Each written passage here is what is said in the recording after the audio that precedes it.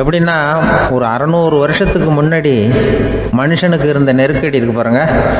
ஒரு 600 வருஷத்துக்கு முன்னாடி மனுஷனுக்கு எவ்வளோ நெருக்கடி இருந்ததோ அதுபோல் 40 பங்கு இப்போ அதிகமாகிட்டு தான் கண்டுபிடிச்சி சொல்லியிருக்கிறாங்க.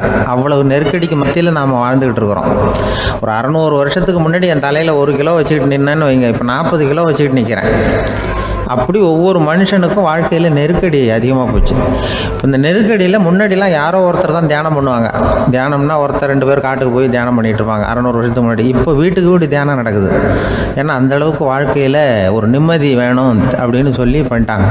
அதுக்கு தான் இயற்கை கொடுத்துருக்கிற ஒரு இயற்கையான வைத்தியம்தான் சிரிப்புங்கிறது. இதை பற்றி பெரியவங்கள்லாம் இப்போ ஆராய்ச்சி பண்ணிகிட்டு இருக்கிறாங்க. சிரிப்புங்கிறது நாம் பிறந்து ஒரு 6 மாதத்தில் தான் முதல் தடவையாக விவரமாக சிரிக்க ஆரம்பிக்கிறோமா. நம்ம பிறந்து 6 மாதத்துக்கு, அதாவது முதல் தடவை சிரிக்க ஆரம்பிக்கிறது ஒரு 6ஆவது வாரம், 1.5 மாதத்தில் தான் குழந்தை வந்து விவரமாக சிரிக்க ஆரம்பிக்குது. அப்புறம் அப்படியே சிரிக்க ஆரம்பிக்கிறோமா. அதையெல்லாம் இப்போ கணக்கு எடுத்துருக்குறாங்க. ஒரு குழந்தை ஒரு நாளைக்கு 200 தடவை சிரிக்குதான் ஒரு குழந்தை. பெரியவங்கள்லாம் 15 தடவை சிரிக்கிறாங்களாம். 200 தடவை சிரிச்சுக்கிட்டு இருந்த நாம் அப்படியே குறைஞ்சி 15 ஆகிட்டு. அதனால தான் இருதய நோயெல்லாம் வருது, ஹார்ட் அட்டாக்லாம் வருதுன்னு கண்டுபிடிச்சிருக்கிறாங்க. 200 சிரிப்புக்கு வந்து அது வந்து இயல்புத்தன்மை, மனுஷனுடைய இயல்புத்தன்மை சிரிக்கிறது. அதுக்கு ஜோக்கே தேவைப்படாது. ஆனால் இப்போ காலங்காலமாக நாம் என்ன போதிக்கப்பட்டு வந்திருக்கிறோம்னா, சிரிப்புங்கிறது ஒரு பாவமான செயல். ஒரு முதலாளிக்கு முன்னாடி தொழிலாளி சிரித்தா மரியாதை குறைச்சல், ஒரு கணவனுக்கு முன்னாடி மனைவி சிரித்தா மரியாதை குறைச்சல், அது மாதிரி ஒரு வாத்தியாருக்கு முன்னாடி பையன் சிரித்தா மரியாதை குறைச்சல், ஒரு ஆஃபீஸருக்கு முன்னாடி பியூனு சிரித்தா மரியாதை குறைச்சல், இப்படின்னு சொல்லி சிரிப்புங்கிறது ஏதோ மரியாதை குறைவான செயல்னு காலங்காலமாக நாம் போதிக்கப்பட்டு வந்திருக்கிறோம். இப்போ மரபு ரீதியாகவே அந்த சிரிப்பு வந்து நம்மகிட்ட சிறைப்பட்டுருக்குதான், அடங்கி போச்சு. அந்த சிறைப்பட்டிருக்கிற சிரிப்பை வெளியில் கொண்டு வர்றதுக்கு தான் ஜோக்குன்னு ஒரு சாவியை போட வேண்டியிருக்கு. வேறு இந்த ஜோக்குக்கும் சிரிப்புக்கும் சம்மந்தம் இல்லை. அதை ஏற்கனவே இருக்கிறத வெளில கொண்டு வரதுக்கு ஒரு சாவி மாதிரி உபயோகப்படுதுன்னு இப்போ அதை பற்றி ஆராய்ச்சி பண்ணுறவங்களாம் சொல்கிறாங்க. ஏன்னா சிரிப்புக்கு ஜோக்கு தேவைப்படாது. இப்போ ஒரு குழந்தை தொட்டிலில் படுத்துருக்குன்னு வைங்களேன், குழந்தை தொட்டிலில் இருக்குது, அது முகத்துக்கிட்ட போய் ஒரு கிளுகிழுப்பி ஆட்டுங்க சிரிக்கும். அந்த கிளுகிழுப்பை சத்தமே சிரிக்க வைக்கிறதுல அதுதான் மனுஷனுடைய இயல்புத்தன்மை. அது என்ன ஜோக்காது? சத்தம். ஒரு கிளுகிழுப்பையை கொண்டு போய் குழந்தை முகத்துக்கிட்ட ஆட்டினா சிரிக்குதே, அதுதான் இயல்புத்தன்மை. அதே கிளுகிழுப்பையை ஒரு தாத்தா மூஞ்சிக்கிட்ட ஆட்டுங்க, கோவம் வந்துடும், அடிக்க வருவார். என்னடா விளையாட்டு இது அப்படிமாரு. ஏன்னா அவர் சிரிச்சுக்கிட்டு இருந்தவர், அப்படி இருந்தவர் ஒரு காலத்தில். ஒரு கிளுகிழுப்புக்கு சிரித்தவர் ஒரு காலத்தில் இப்போ கோவப்படுறாருன்னா அந்த அளவுக்கு நம்ம மாறி போயிட்டே வந்துக்கிட்டு இருக்கிறோம். அதனால் வந்து அந்த இயல்புத்தன்மை மாறாமல் இருக்கணுங்கிறது ரொம்ப முக்கியம். அதுக்காக எல்லாரையும் குழந்தையாக்க முடியாது. மனுஷன் வந்து எல்லோரும் இனிமேல் வந்து வயசுங்கிறது கூட ஆகிட்டே தான் இருக்கும். அதுக்காக குறைச்சிக்கிட்டே போக முடியாது. அதுக்கு யாராவது மருந்து கண்டுபிடிச்சாதான் உண்டு. ஆனால் ஒருத்தர் மருந்து கண்டுபிடிச்சாராம், சொல்லுவாங்க. ஒரு டாக்டர் வந்து ஒரு மாத்திரை கண்டுபிடிச்சாராம். ஒரு மாத்திரை சாப்பிட்டா 1 வயசு குறையும், ஒரு மாத்திரை சாப்பிட்டா 1 வயசு குறையும் அப்படின்னு ஒரு மாத்திரையை கண்டுபிடிச்சிருக்காரு. ஒரு பாட்டி அம்மா, 90 வயசு பாட்டி, அது போயிருக்கு. அதே டாக்டர்கிட்ட போய், ஐயா எனக்கு 1 பாட்டில் மாத்திரை கொடுங்க, இந்த வயசு குறையிற மாத்திரை அப்படின்றது. அவர் 1 பாட்டில் கொடுத்தாரு மாத்திரை. பாரும்மா பாட்டியம்மா, 1 மாத்திரை சாப்பிட்டா 1 வயசு குறையும், எடுத்துகிட்டு போகணும்னு கொடுத்துருக்காரு டாக்டர். இந்த 90 வயசு பாட்டி எடுத்துகிட்டு வீட்டுக்கு வந்துட்டு மறுநாள் அதே டாக்டர்கிட்ட போயிருக்கு. 30 வயசு பொண்ணாக போச்சான். 30 வயசு பொண்ணாக மாறி அதே டாக்டர்கிட்ட போயிருக்கு. இடுப்பில் ஒரு கை குழந்தை, அது சட்டை கிட்ட போடாமல் கட்டவரில் வாயில் வச்சுட்டு உட்காந்துருக்கு. நேராக டாக்டர்கிட்ட போய், டாக்டர் நேற்று வந்தேன், ஏதோ 1 மாத்திரை சாப்பிட்டா 1 வயசு குறையும், நீங்கள் நான் ஏதோ ஒரு ஆர்வத்தில் ஒரு 30-40 மாத்திரை சாப்பிட்டேன், இப்படி ஆகிட்டேன் அப்படின்னு. இப்போ டாக்டர் சொல்லியிருக்காரு, இதுக்கு ஏமா வருத்தப்படுற, எல்லோரும் வந்து வயசு குறையணும்னு தான் நினைக்கிறாங்க, உனக்கு வயசு குறைஞ்சிட்டுது, நீ சந்தோஷப்படு, இதுக்கே மறுபடியும் என்னகிட்ட வந்திருக்கிற அப்படின்னாரான் டாக்டர். அப்போ அந்த அம்மா சொல்லித்தேன், என்னை பற்றி பரவாயில்ல டாக்டர், என் இடுப்பில் பாருங்கள் கை குழந்தை, இது சட்டை கிட்ட போடாமல் உட்காந்துருக்கு, கட்டவரில் வாயில் வச்சுட்டு உட்காந்துருக்கு, இது ரொம்ப ஆர்வத்தில் ஒரு 70 மாத்திரையை சாப்பிட்டு விட்டுது, இது என் வீட்டுக்காரரு. இவர் வந்து இடுப்பை விட்டு கீழே இறங்க மாட்டேங்கிறாரு. நான் எதையாவது கொடுத்து இனிமேதான் வயசை கூட்டி இறக்கி விடுவேன் டாக்டர் அப்படின்னு தான். அவர் ஏதோ நமக்கும் இதுக்கும் சம்மந்தம் இல்லைங்கிறது மாதிரி கட்டாரில் வச்சுட்டு அவர் பாட்டு உட்காந்துருக்காரு. ஏதோ நமக்கு இந்த உலகமே இல்லை, நமக்கு சம்மந்தம் இல்லைங்கிற மாதிரி உட்காந்துருக்காரு. இப்படியே நான் தூக்கிட்டு எங்கே அலையிறது இது அப்படின்னு தான். அதனால் வயசை குறைக்கிறது இயற்கைக்கு விரோதமாக நாம் பண்ண முடியாது. ஆனால் இந்த இயல்புத்தன்மை மாறாமல் வச்சுக்கலாம். குழந்தை மாதிரி மாற முடியாதே தவிர அந்த குழந்தை தன்மையோடு வாழறதுக்கு கற்றுக்கணும். அதுதான் வாழ்க்கையில் இன்பமாக வாழறதுக்கு வழி. குழந்தைத்தனமாக இருக்கக்கூடாது, குழந்தை தன்மையோடு இருக்கணும்னு சொல்லுவாங்க. குழந்தை தன்மைங்கிறது வேறு, குழந்தைத்தனம்ங்கிறது வேறு.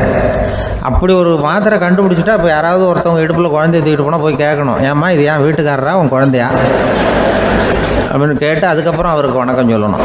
இப்படிலாம் ஆகிடும் நிலைமை. இயற்கையை நம்ம மாற்ற முடியாது. அதுக்கு தகுந்தாப்புல தான் நாம் பண்ணணும். குழந்தை தன்மையோடு வாழறதுக்கு குடும்பத்தில் குழந்தை தன்மைங்கிறது எப்படின்னா, இப்போ சில பேருக்கு அந்த குழந்தைத்தன்மை உண்டு. ஒரு வீட்டில் ஒரு புள்ள படுத்துருக்கு, அம்மா எழுப்புறாங்க, காலேஜுக்கு நேரமாச்சு எழுந்திருப்பா, காலேஜுக்கு நேரமாச்சு எழுந்திருப்பா அப்படின்னு. அந்த அம்மா அந்த புள்ளை சொல்லியிருக்கு, ஐயோ எனக்கு காலேஜுக்கு போகிறதுக்கு பிடிக்கலம்மா, என்னை தொந்தரவு பண்ணாத, காலேஜுக்கு போகிறதுக்கு எனக்கு பிடிக்கல அப்படின்னு தான். அப்போ அந்த அம்மா சொல்லியிருக்கு, ஏன் உனக்கு காலேஜுக்கு போகிறதுக்கு பிடிக்கல, கல்லூரிக்கு போகிறதுக்கு, அதுக்கு 2 காரணம் சொல்லு அப்படின்னு இருக்கா. அப்போ அந்த புள்ள சொல்லிச்சான், ஏன் பிடிக்கலன்னா கல்லூரியில் இருக்கிற வாத்தியாருக்கும் என்னை பிடிக்க மாட்டேங்குது, ஆசிரியர்களுக்கும். 2வது காரணம், கல்லூரியில் படிக்கிற மாணவர்களுக்கும் என்னை பிடிக்கல, அதனால் நான் காலேஜுக்கு போக மாட்டேன்ற குழந்தை புள்ள சொல்லியிருக்கு. அம்மா அப்படிலாம் நீ இதுக்காக போகாமல் இருக்கக்கூடாது, நீ போய் தான் ஆகணும் அப்படின்னு பிடிவாதமாக அந்த அம்மா பிள்ளைய எழுப்புனாங்களாம். சரி, நான் எதுக்கு காலேஜ் போகணும்னு சொல்கிறேன், அதுக்கு நீ 2 காரணம் சொல்லு அப்படின்னு தான் அந்த புள்ள. அப்போ அந்த அம்மா சொன்னாங்களாம், நீ ஏன் காலேஜுக்கு போகணும்னா, முதல் காரணம் உனக்கு வயசு 52, 2வது காரணம் நீ தான் பிரின்சிபால் அப்படின்னு தான். என்ன இருந்தாலும் அவங்க அம்மாவுக்கு அது புள்ள தானே. அதுதான் குழந்தை தன்மைங்கிறது. 52 வயசுலேயும் குழந்தை தன்மையோடு இருக்கார் பாருங்க, அதுதான் அந்த குழந்தை தன்மையோடு வாழறது தான் வெற்றிக்கு வழின்னு சொல்லுவாங்க. ஒரு குழந்தை பிறந்து தான் ஒரு வீட்டில், அந்த குழந்தைக்கு என்ன பேர் வைக்கிறதுங்கிறது ஒரு தகராறு. இந்த குழந்தைக்கு என்ன பேர் வைக்கிறதுங்கிறதுல தகராறு வந்துடுது. யார்? கணவனுக்கும் மனைவிக்கும். அவன் என்ன சொல்கிறான், எங்கள் அப்பா பேரை தான் வைக்கணுங்கிறான் அவன். இந்த அம்மா என்ன சொல்லுது, இல்லை எங்கள் அப்பா பேரை தான் வைக்கணும் அப்படிங்குது. காலையிலேருந்து சண்டை, தகராறு. எதிர்த்த வீட்டுக்காரன் பார்த்தான், இது என்ன காலையிலேருந்து எதிர்த்த வீட்டில் தகராறு நடக்குது, என்னென்னு போய் கேட்டிருக்கான். என்னம்மா உங்களுக்கு உள்ள தகராறு, காலையிலேருந்து பார்த்தேன் அப்படின்னா. ஒன்றும் இல்லைம்மா, எங்கள் குழந்தைக்கு பேர் வைக்கிறதுல எங்களுக்கு உள்ளே ஒத்து போக முடியல, நான் எங்கள் அப்பா பேரை வைக்கணுங்கிறேன், அந்த அம்மா அவங்க அப்பா பேரை வைக்கணுங்குது, அதுதான் எங்களால் குடும்பத்தில் ஒரு நிம்மதி இல்லாமல் இருக்கிறோம், தகராறு பண்ணிகிட்ருக்கோம் அப்படின்னு நானா. அப்போ எதிர்த்த வீட்டுக்காரன் சொல்லியிருக்கான், எதிர்த்த வீட்டுக்காரன்னு நான் எதுக்கு இருக்கிறேன், நான் பஞ்சாயத்து பண்ணி வைக்கிறேன், உங்களுக்குள்ள என்ன இது பேர் தானே வைக்கணும், ஏன்பா உங்கள் அப்பா பேர் என்ன அப்படின்னு அவனை கேட்டிருக்கான். எங்கள் அப்பா பேர் சீனிவாசன் அப்படின்ட்டுருக்கான். இந்த அம்மாவை உங்கள் அப்பா பேர் என்னம்மா, கிருஷ்ணன் அப்படின்னு சொல்லி. இவன் யோசிச்சு பார்த்தான், குழந்தைக்கு சீனிவாச கோபாலகிருஷ்ணன் பேர் வைங்க போங்க அப்படின்ட்டு போயிட்டான். ஏற்ற விட்டுக்கு தீர்த்து வச்சுட்டு போயிட்டான். போனதுக்கப்புறம் இவங்க 2 பேரும் பேசிக்கிட்டாங்க. சரி, இந்த சீனிவாசன் சரி, கிருஷ்ணன் சரி, நடுவில் கோபாலம் யார் அப்படின்னு சொல்லி அவனை போய் இழுத்துட்டு வந்தான். எழுத்து வீட்டில் போய், அது யாரா, அது இங்கே வா, அது யாரா கோபால, அது எங்கள் அப்பா பேர், நீ அதை மட்டும் எதுக்கு விட்டு வைக்கிற, அதையும் சேர்த்து வச்சுட்டு போடான்னு. அதாவது குடும்பத்தில் ஒரு கணவனும் மனைவியும் ஒரு சின்ன விஷயத்தில் கூட ஒத்து போகலன்னா இப்படி தான் ஏற்று வீட்டுக்காரன் பஞ்சாயத்துக்கு வருவான். கோபாலன்னு குறுக்க வருவான் ஒருத்தன். அப்படி அந்த அனுசரிப்புங்கிறது குடும்பத்தில் ரொம்ப அவசியம். கணவனும் மனைவி அது ஒன்றுக்கு மேலே இந்த கல்யாணம் பண்ணிக்கிறாங்க, அது ரொம்ப அவஸ்தை. ஒருவனுக்கு ஒருத்திங்கிறது நம்ம இதெல்லாம் சொல்கிறது. ஒன்றுக்கு மேற்பட்ட திருமணங்கள் சங்கடத்தில் தான் கொண்டு விடும். நிறைய சொல்லுவாங்க. உலகத்திலேயே ஒரு பெரிய இது என்ன தெரியுங்களா, இயற்கை நிர்ணயம் பண்ணுது. இப்போ நம்ம சில பேருக்கு எனக்கு பொம்பளை புள்ள வேண்டாம், ஆம்பளை புள்ள வேண்டான்னு சொல்லி இந்த ஸ்கேன் பண்ணி என்னென்னவோ பண்ணிகிட்டு இருக்கிறாங்கல்ல. ஆனால் இயற்கை அந்த 50-50 ரேஷியோவை அது மெயின்டைன் பண்ணிகிட்ருக்கு. இந்த உலகத்தில் ஒரு அதிசயமான உண்மை என்னென்னா, 116 ஆம்பளை புள்ள பிறந்தா 100 பொம்பளை புள்ள பிறகுதான். உலக அளவில் 116 ஆம்பளை புள்ள பிறந்தா 100 பொம்பளை புள்ள பிறகுது. இது எதுக்கு 16 அதிகமாக பிறகுதுன்னா, அந்த வாலிப வயசை அடையிறதுக்குள்ளே 16 செத்து போகுது. 16 அங்கங்கே ஓடுறது, கொஞ்சம் முரட்டுத்தனமாக போகிறதுனால செத்து போகுது. அந்த 50-50 இந்த ஒருத்தருக்கு ஒருத்தங்கிற ரேஷியோவை இயற்கை மெயின்டைன் பண்ணிகிட்டு இருக்கு. அது ஒரு பெரிய அதிசயம். அதை விட பெரிய அதிசயம் என்னென்னா, இந்த உலக யுத்தம் நடந்ததில்ல, முதல் உலக யுத்தம் யுத்தம், 2வது யுத்தம். அப்போ பார்த்துருக்குறாங்க, கணக்கு எடுத்துருக்குறாங்க. அந்த யுத்தம் முடிஞ்ச பிறகு 116 ஆம்பளை பிள்ளைக்கு பதிலாக 160 170 பிறக்க ஆரம்பிச்சுதான். 100 பெண் குழந்தைக்கு 170 180 ஆண் குழந்தை. இது எதுக்குன்னா அந்த போரில் செத்து போகுதுல ஆம்பளை பிள்ளைகள், அதை ஈடுகட்டுறதுக்காக அதிகமாக பிறக்க ஆரம்பிச்சிருக்கு. அந்த அளவுக்கு இயற்கை ஒரு பெரிய ரேஷியோவை மெயின்டைன் பண்ணுது. அதாவது ஒருவனுக்கு ஒருத்திங்கிறத அது சொல்லிகிட்டு இருக்கு. புறாவெல்லாம் வளர்த்திங்கன்னா, நான் கூட புறா வளர்த்துருக்குறேன் ஊரில். புறா வளர்த்திங்கன்னா ஒரு தடவைக்கு 2 முட்டை தான் விடும் ஒரு வீட்டுக்கு. அந்த 2 முட்டையும் குஞ்சு பறிச்சுன்னா அதில் ஒன்று ஆணாக இருக்கும், ஒன்று பொண்ணாக இருக்கும். அது எந்த முட்டை ஆண் எந்த முட்டை பெண்ணுங்கிறத இயற்கை நிர்ணயம் பண்ணுது. அதை நம்ம மாற்றவே முடியாது. ரெண்டையும் அந்த பெண்ணாவோ 2 ஆணாவோ மாற்ற முடியாது நம்ம. அதனால் அந்த இயற்கையை புரிஞ்சுக்கிட்டு நாம் நடந்துக்கணும். அதனால தான் ஒரு கணவன் ஒரு மனைவி, அதான் ஒருத்தருக்கு ஒருத்தங்க. ஒன்றுக்கு மேலேனா சங்கடம் தான். ஒரு பஸ்ஸில் ரெண்டு பெண்கள் வந்துக்கிட்டு இருந்தாங்களாம். பஸ்ஸு பிரயாணம். 2 பெண்கள் பக்கத்தில் உட்காந்துருக்காங்க. அந்த கண்டக்டரை கூப்பிட்ருக்காங்க, இங்கே வாயா அப்படின்னு அந்த ஒரு அம்மா கூப்பிட்ருக்கு. என்னம்மா அப்படின்ட்டுருக்கார். இந்த ஜன்னலை திறந்து விட்டு போ அப்படின்னு. சரின்னு அதுக்கு பக்கத்தில் இருந்த சேனல் திறந்து விட்டு அவர் போயிட்டார். பக்கத்தில் இருந்தம்மா உடனே இங்கே வாயா மறுபடியும் வாயான்னு கூப்பிட்ருக்கு. என்ன இந்த ஜன்னலை மூடி விட்டு போ அப்படின்ட்டுருக்கு. மூடி விட்டு போனார். மறுபடியும் அந்த முன்னாடி கூப்பிட்டது வாமா வாயான்னு மறுபடியும் கண்டக்டரை கூப்பிட்டு, என்ன இந்த பாரு, இந்த ஜன்னலை நீ மூடி வச்சின்னா நான் மூச்சு திணறி செத்து போடுவேன். அப்புறம் உடனே பக்கத்தில் இருந்தம்மா தபாரியா அந்த அம்மா பேச்சை கேட்டுட்டு நீ திறந்து வச்சின்னா நான் குளிர் தாங்காமல் செத்து போடுவேன் அப்படின்னு. அவர் தலையை பிச்சுக்கிறார் கண்டக்டர். என்னடா பெரிய ரொம்ப போச்சேன்னு, கொஞ்சம் தூரம் பிரயாணம், இதில் கூட அட்ஜஸ்ட் பண்ணி போகக்கூடாதா அப்படின்னு. அப்போ அந்த பஸ்ஸில் பின்னாடி ஒருத்தன் கடைசி சீட்டில் வெயில் தாங்காமல் சட்டையெல்லாம் கட்டி போட்டுட்டு ஒரு கிராமத்து ஆள் பீடி குடிச்சிட்டு வரான். அவர் கூப்பிட்ருக்கான் அந்த ஆள், அந்த கண்டக்டர், இங்கே வாயா அங்கே என்ன தகராறு அப்படின்னு. அந்த எதிர்த்து வீட்டுக்காரன் வந்தானே முன்னாடி பஞ்சாயத்துக்கு, அது மாதிரி கண்டக்டர் இங்கே வாயா, அவன் ஏன் நீ என்ன சொல்ல போகிற அப்படின்ட்டு வந்திருக்கான். சட்டையெல்லாம் கட்டி போட்டு பீடி குடிக்கிறோம், பீடி புகையை ஊதி விட்டு அங்கே என்ன தகராறு அப்படின்னு கேட்டிருக்கான். ஒன்றும் இல்லையா, அந்த அம்மா ஜன்னலை திறந்தா செத்து போவேங்கிறது, இந்த அம்மா ஜன்னலை மூடுனா செத்து போவேங்கிறது, நான் என்னையா பண்ணுறது ஒரு ஆள், இதுக்கு ஏன் கவலைப்படுறேன், நான் சொல்கிறத கேள்வி, நான் தீர்த்து வைக்கிறேன் பிரச்சனையை அப்படின்னு சொல்லிவிட்டு பீடியை எடுத்துக்கிட்டு புகையை ஊதிவிட்டு சொன்னானா, கொஞ்ச நேரம் அந்த ஜன்னலை மூடி வை, அந்த அம்மா செத்து போவோம், அப்புறம் திறந்து வை, இந்த அம்மா செத்து போவோம், நாம் நிம்மதியாக போகலாம் அப்படின்னு சொல்லிட்டு பீடி குடிக்க ஆரம்பிச்சிட்டான். அவருக்கு கோவம் வந்துட்டுது கண்டக்டருக்கு. உனக்கு என்னையா நீ பாட்டுக்கு சொல்லிட்டு விடுவ, அந்த 2 அம்மாவும் செத்து போச்சுன்னா அவங்க வீட்டுக்காரனுக்கெல்லாம் யார் பதில் சொல்கிறது அப்படின்னா, கவலையே படாத, 2 பேருக்கும் நான் தான் வீட்டுக்காரன். அதனால தான் அந்த யோசனையை சொன்னேன் அவங்ககிட்ட. அப்புறம் இதுதான், இந்த ஒன்றுக்கு மேலே போச்சுன்னா அது இயற்கைக்கு விரோதம், இப்படிலாம் ஆகும். அதனால தான் அவன் அவ்வளவு ஒன்றுமே வேண்டான்ட்டு கடைசி பெஞ்சில் போய் சீட்டில் உட்காந்துக்கிட்டான். அப்படி இயற்கையை புரிஞ்சுக்கிட்டு வாழணுங்கிறது முக்கியம். குடும்பத்தில் கணவனுடைய பங்கு என்ன, மனைவியினுடைய பங்கு, குழந்தை குட்டிகள்லாம் சொல்லுவாங்க. அப்படி இருக்கணும். கணவன்கிறவனுக்கு நிறைய சகிப்புத்தன்மை தேவைப்படுது. ஒரு ஊரில் ஒரு மன்னர் இருந்தார். அவர் பக்கத்து தேசத்து மேலே படையெடுக்கணும்னு நினச்சிக்கிட்டு இருந்தார். அதையும் தன்னுடைய நாட்டோட சேர்த்துக்கணுங்கிற ஆசை. எப்போ படையெடுக்கலாம்னு யோசிச்சுக்கிட்டு இருந்தார். இப்படி யோசிச்சுக்கிட்டு இருந்த சமயத்தில் ஒரு பெரியவர் அவரை தேடிக்கிட்டு வந்தார். அவர் அடிக்கடி வருவார், அவர்கிட்ட பேசிக்கிட்டு இருப்பார். இப்போவும் அப்படி தான் வந்தார். என்ன மன்னா யோசனைன்னாரு. இவர் தன்னுடைய யோசனையை சொன்னார். இந்த சமயத்தில் மன்னருக்கு தாகம் எடுத்தது, தண்ணி குடிக்கணும் போல இருந்தது. உடனே அங்கே இருந்த ஒரு அரண்மனை பணியாளரை கூப்பிட்டார். போய் கொஞ்சம் தண்ணி கொண்டு வாப்பா அப்படின்னார். அந்த பணியாளர் போனார், ஒரு கோலையில் தண்ணி கொண்டு வந்தார். ராஜா கிட்ட நீட்டினார். ராஜா அதை வாங்கி குடிக்கிறதுக்காக வாய்கிட்ட கொண்டுட்டு போனார். அந்த நேரம் பார்த்து, மன்னா கொஞ்சம் பொறுங்கன்னார் இந்த பெரியவர். ஆவலோட குடிக்க போன மன்னர் அப்படியே நிறுத்திக்கிட்டு பெரியவரை பார்த்தார். இப்போ அந்த பெரியவர் சொன்னார், மன்னா, இப்போ உங்களை விட வலிமை உள்ள ஒரு சக்தி உங்களுக்கு தண்ணி கொடுக்க மறுத்துடுதுன்னு வைங்க, உங்களை குடிக்க விடாமல் தடுத்துடுது அப்படின்னா, இப்போ இந்த ஒரு கோவலை தண்ணீரை என்ன விலை கொடுத்து வாங்குவீங்க அப்படின்னு கேட்டார்.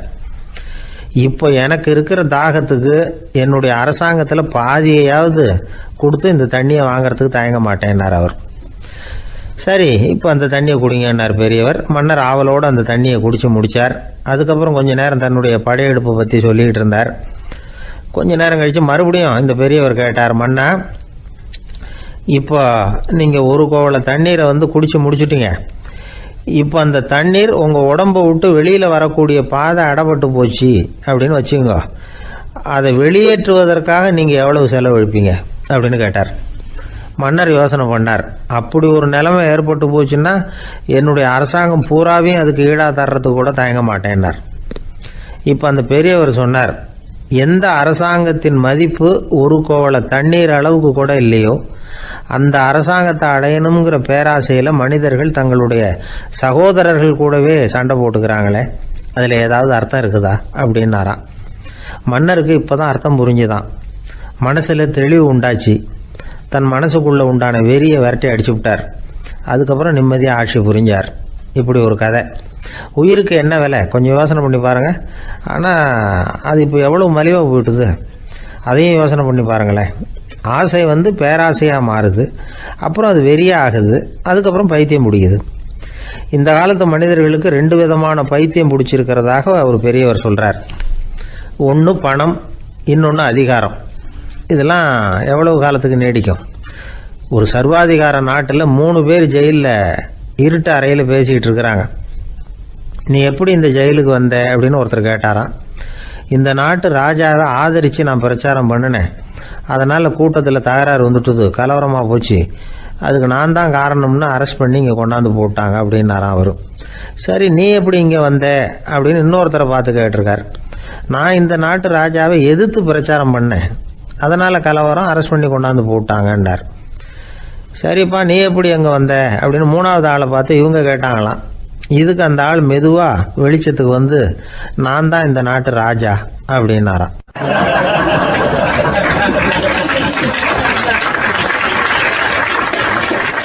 ஒரு ஆள் அசையாமல் கிடக்கிறார். அவர் இருக்காரா போயிட்டாராங்கிறத எப்படி முடிவு பண்ணுறோம்? அவர் மூக்குக்கு முன்னாடி புறங்கையை வச்சு பார்க்குறோம், மூச்சு வருதா இல்லையா அப்படிங்கிறத கண்டுபிடிக்கிறதுக்காக. மூச்சுங்கிறது அவ்வளவு முக்கியமான ஒரு விஷயம். சுவாசம் இல்லைன்னா எதுவுமே இல்லை. நம்ம பூமி இருக்க அது கூட சுவாசிக்குதுங்கிறத சோவியத் விஞ்ஞானிகள் கண்டுபிடிச்சிருக்கிறாங்க. பூமிக்கு மேலே இருக்கிற மண் அடுக்கில் காற்றில் உள்ள ஆக்சிஜன் ஆக்சிகரணம் அடையுது அப்படின்னு தான் இதுவரைக்கும் எல்லாரும் நம்பிக்கிட்டு இருந்தாங்க. ஆனால் இப்போ என்ன கண்டுபிடிச்சிருக்கிறாங்கன்னா, அந்த ஆக்சிஜன் பூமிக்குள்ளே 1 கிலோமீட்டர் ஆழம் வரைக்கும் ஊடுருவி போகுதான். பூமிக்குள்ளே 2 பக்கமும் பல கிலோமீட்டர் வரைக்கும் பரவுதான். பூமிக்குள்ளே இருக்கிற நீர்நிலை அடுக்குகள் தான் நுரையீரல் செய்கிற வேலையை செய்யுதான். நம்ம உடம்புல நுரையீரல் இல்லைன்னா ஒன்றும் நடக்காது. ஒரு மரத்தை தலைகீழாக தொங்க போட்டால் எப்படி இருக்கும் அப்படி யோசிச்சு பாருங்க. அப்படி தான் இதுவும் நுரையீரலும் அப்படி தான் இருக்கும். வலது பக்கம் ஒன்று, இடது பக்கம் ஒன்று. வலது பக்கம் நுரையீரல் கொஞ்சம் பெருசாக இருக்கும், நுட்பமான நரம்பு குழாய்கள் அதில் இருக்கும். கோடிக்கணக்கான நுண்ணிய குழாய்களை வச்சுக்கிட்டு தான் அது வேலை செய்யுது. 25 கோடி குழாய்கள் இருக்கும். அதை அப்படியே முழுசாக பிரித்து பரப்புனா ஒரு டென்னிஸ் கோர்ட்டில் பாதி பரப்பளவு இருக்குமா. நுரையீரல் நிறம் கருஞ்சிவப்பு தான். புகை அதிகமாக உள்ளே போச்சுன்னா அது கருப்பாயிடுது. காற்றுல உள்ள பிராணவாயுவை இது இழுத்து எடுத்துக்கிட்டு ரத்தத்தை சுத்தப்படுத்துகிற முக்கியமான வேலையை இது செய்யுது. அசுத்த காற்றை வெளியில் அனுப்பி வச்சுருது. ஒருத்தர் வேகமாக ஓடி வர்றார், அவருக்கு மூச்சு இறைக்கும். பயங்கரமாக எதையாவது பார்த்து விடுறார், உடனே மூர்ச்சி ஆகிடுவார். இது மாதிரி சமயங்களில் வேற எந்த தூண்டுதலும் இல்லாமல் நுரையீரல் தானாகவே இயங்கும். இப்படி ஒரு அவசியம் ஏற்படுறப்போ இயக்கத்தை தூண்டி விடுற முக்கியமான இணைப்பு மூளைக்கு கீழே முதுகு எலும்புக்கு மேற்பகுதியில் இருக்குது. அது உடனே சுவாசத்துக்கு அவசர உதவியை கொடுக்குது.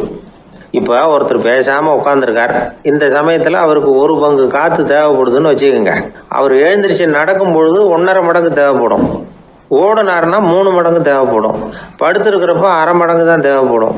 இதுக்கு நிமிஷத்துக்கு 16 தடவை மூச்சு விட்டாகணும். இப்படி சாதாரணமாக உள்ளே இழுக்கிற காற்று கொஞ்சம்தான் இருந்தாலும் இது மாதிரி 8 மடங்கு காற்றை உள்ளே இழுத்து வச்சுக்கிற சாமர்த்தியம் நுரையீரலுக்கு இருக்குதான். தண்ணி, நுண்கிருமிகள், ரசாயன பொருள் இப்படி எது உள்ளே போனாலும் நுரையீரல் சமாளிச்சுக்கும். 30 வருஷமாக விடாத புகை பிடிக்கிறவர் தொடர்ந்து உள்ளே அனுப்பி வைக்கிற புகையை கூட சமாளிக்குதுன்னா பார்த்துங்களேன்.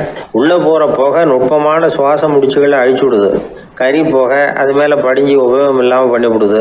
ஆனாலும் தேவைக்கு அதிகமாக 8 மடங்கு கூடுதலாக சுவாச முடிச்சுகள் நம்ம உடம்புக்குள்ளே இருக்கிறதுனால சமாளிக்க முடியுது. சமாளிக்க முடியலன்னா சில சமயம் மூச்சு திணறும். அதை ஒரு எச்சரிக்கையாக எடுத்துக்கிட்டு புகை பிடிக்கிற பழக்கத்தை விட்டுடணும். அதுதான் நல்லது. ஆனால் அப்படி யார் விடுறது? இணை பிரியாத 2 நண்பர்கள் இருந்தாங்களாம். 2 பேரும் விடாமல் சிகரெட் குடிக்கிறவங்க. அதில் ஒருத்தன் செத்து போட்டான். இன்னொருத்தன் அதுக்கப்புறம் 2 சிகரெட்டாக குடிக்க ஆரம்பித்தானா.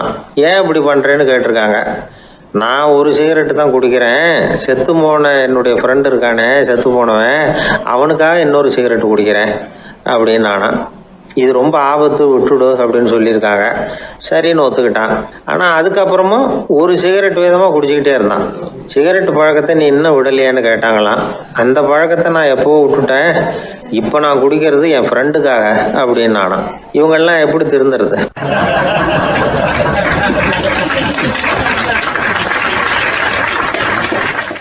இந்த உலகத்தில் எத்தனை வகையான மனிதர்கள் இருக்கிறாங்க? ஒவ்வொரு மனிதனுமே ஒவ்வொரு வகை அப்படிங்கிறாங்க விஞ்ஞானிகள். மனிதர்களை 3 வகையாக பிரிக்கலாம் அப்படின்னு சொல்கிறாங்க மெய்ஞானிகள். இவங்களை பற்றிலாம் ஏற்கனவே நாம் பேசியிருக்கிறோம். இப்போ டாக்டர் எட்வர்டு பேட்ச் அப்படிங்கிற நிபுணர் என்ன சொல்கிறார் தெரியுமா? மனிதர்களை 7 வகையாக பிரிக்கலாம்ங்கிறார். மனிதர்களின் மனநிலை அடிப்படையில் அவங்கள 7 விதமாக வகைப்படுத்துகிறார் அவர். சரி, அது என்ன 7 வகை? முதல் வகை என்னன்னா பயந்த குணம் உள்ளவங்க. சார் ரொம்ப பயந்த சுபாவம், வீட்டில் கூட வாயே திறக்க மாட்டார், சாப்பிட போகிறப்ப மட்டும்தான் கொஞ்சம் வாயை திறப்பார், அப்புறம் மூடிக்குவார் அப்படின்னு சில பேரை பற்றி நாம் பேசிக்கிறது உண்டு. இவங்கெல்லாம் இந்த வகை, அதாவது பயந்த குணம் உள்ளவர்கள் அப்படிங்கிற முதல் வகை. சரி, 2வது வகை என்னன்னா சஞ்சலப்படுகிறவர்கள், எதுக்கு எடுத்தாலும் கலக்கம், குழப்பம், இப்படியே காலம் தள்ளிட்டு இருப்பாங்க. பல பேர் பார்த்துருப்பீங்க. அவங்கெல்லாம் இந்த வகை.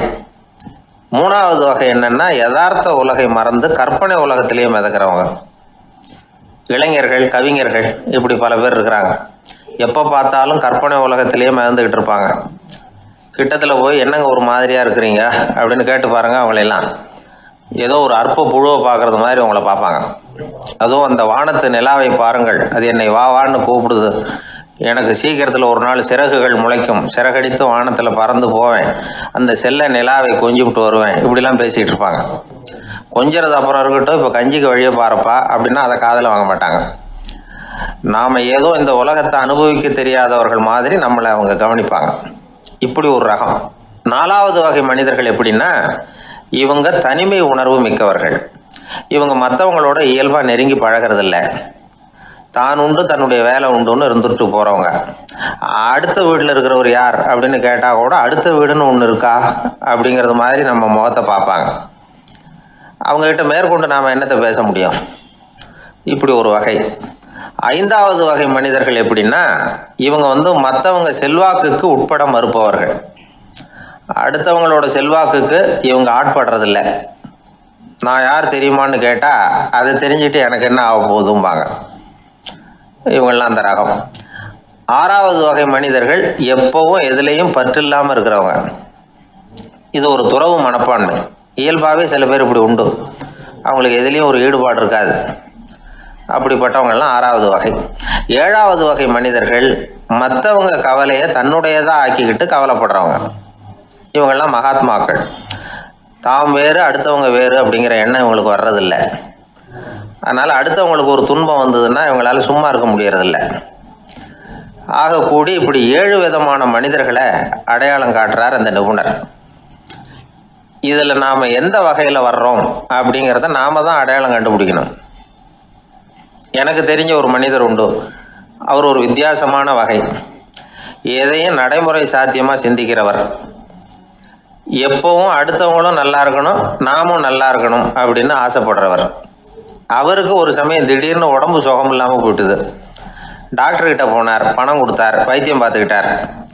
அவர் எழுதி கொடுத்த மருந்து சீட்டை வாங்கினார். ஒரு மருந்து கடைக்கு போனார், பணம் கொடுத்தார், மருந்து வாங்கினார். அதை எடுத்துகிட்டு வீட்டுக்கு வந்தார். அதுக்கப்புறம் அந்த மருந்து அவர் சாப்பிட்ணும்ல, சாப்பிடவே இல்லை, அப்படியே சும்மா வச்சுட்டார். அவரை பார்த்து கேட்டேன், ஏன் சார் இப்படி பண்ணுறீங்க, வீண் செலவு தானே இது, நீங்கள் ஏன் டாக்டர்கிட்ட போய் பணம் செலவு பண்ணினீங்கன்னு கேட்டேன். அவர் சொன்னார், டாக்டர் வாழணும் இல்லையா, அதனால தான் அப்படின்னார். சரி, அப்புறம் ஏன் மருந்து வாங்கினீங்க அப்படின்னு கேட்டேன். மருந்து கடைக்காரர் வாழணும் இல்லையா, அதனால தான் அப்படின்னார். சரி, அப்புறம் ஏன் வாங்கின மருந்து சாப்பிடாம வச்சுட்டீங்க அப்படின்னதுக்கு, நான் வாழணும் இல்லையா அதனால தான் அப்படின்னார். இவர் வாழ்க்கையை புரிஞ்சுக்கிட்டவர். இப்படி வாழ்க்கையை புரிந்து கொண்டு வாழ தெரிஞ்சுக்கணும். எந்த வகை மனிதர் நாம் அப்படிங்கிறத புரிஞ்சுக்கிட்டு வாழ்ந்தோம்னா வாழ்க்கையில் வெற்றி நிச்சயம்.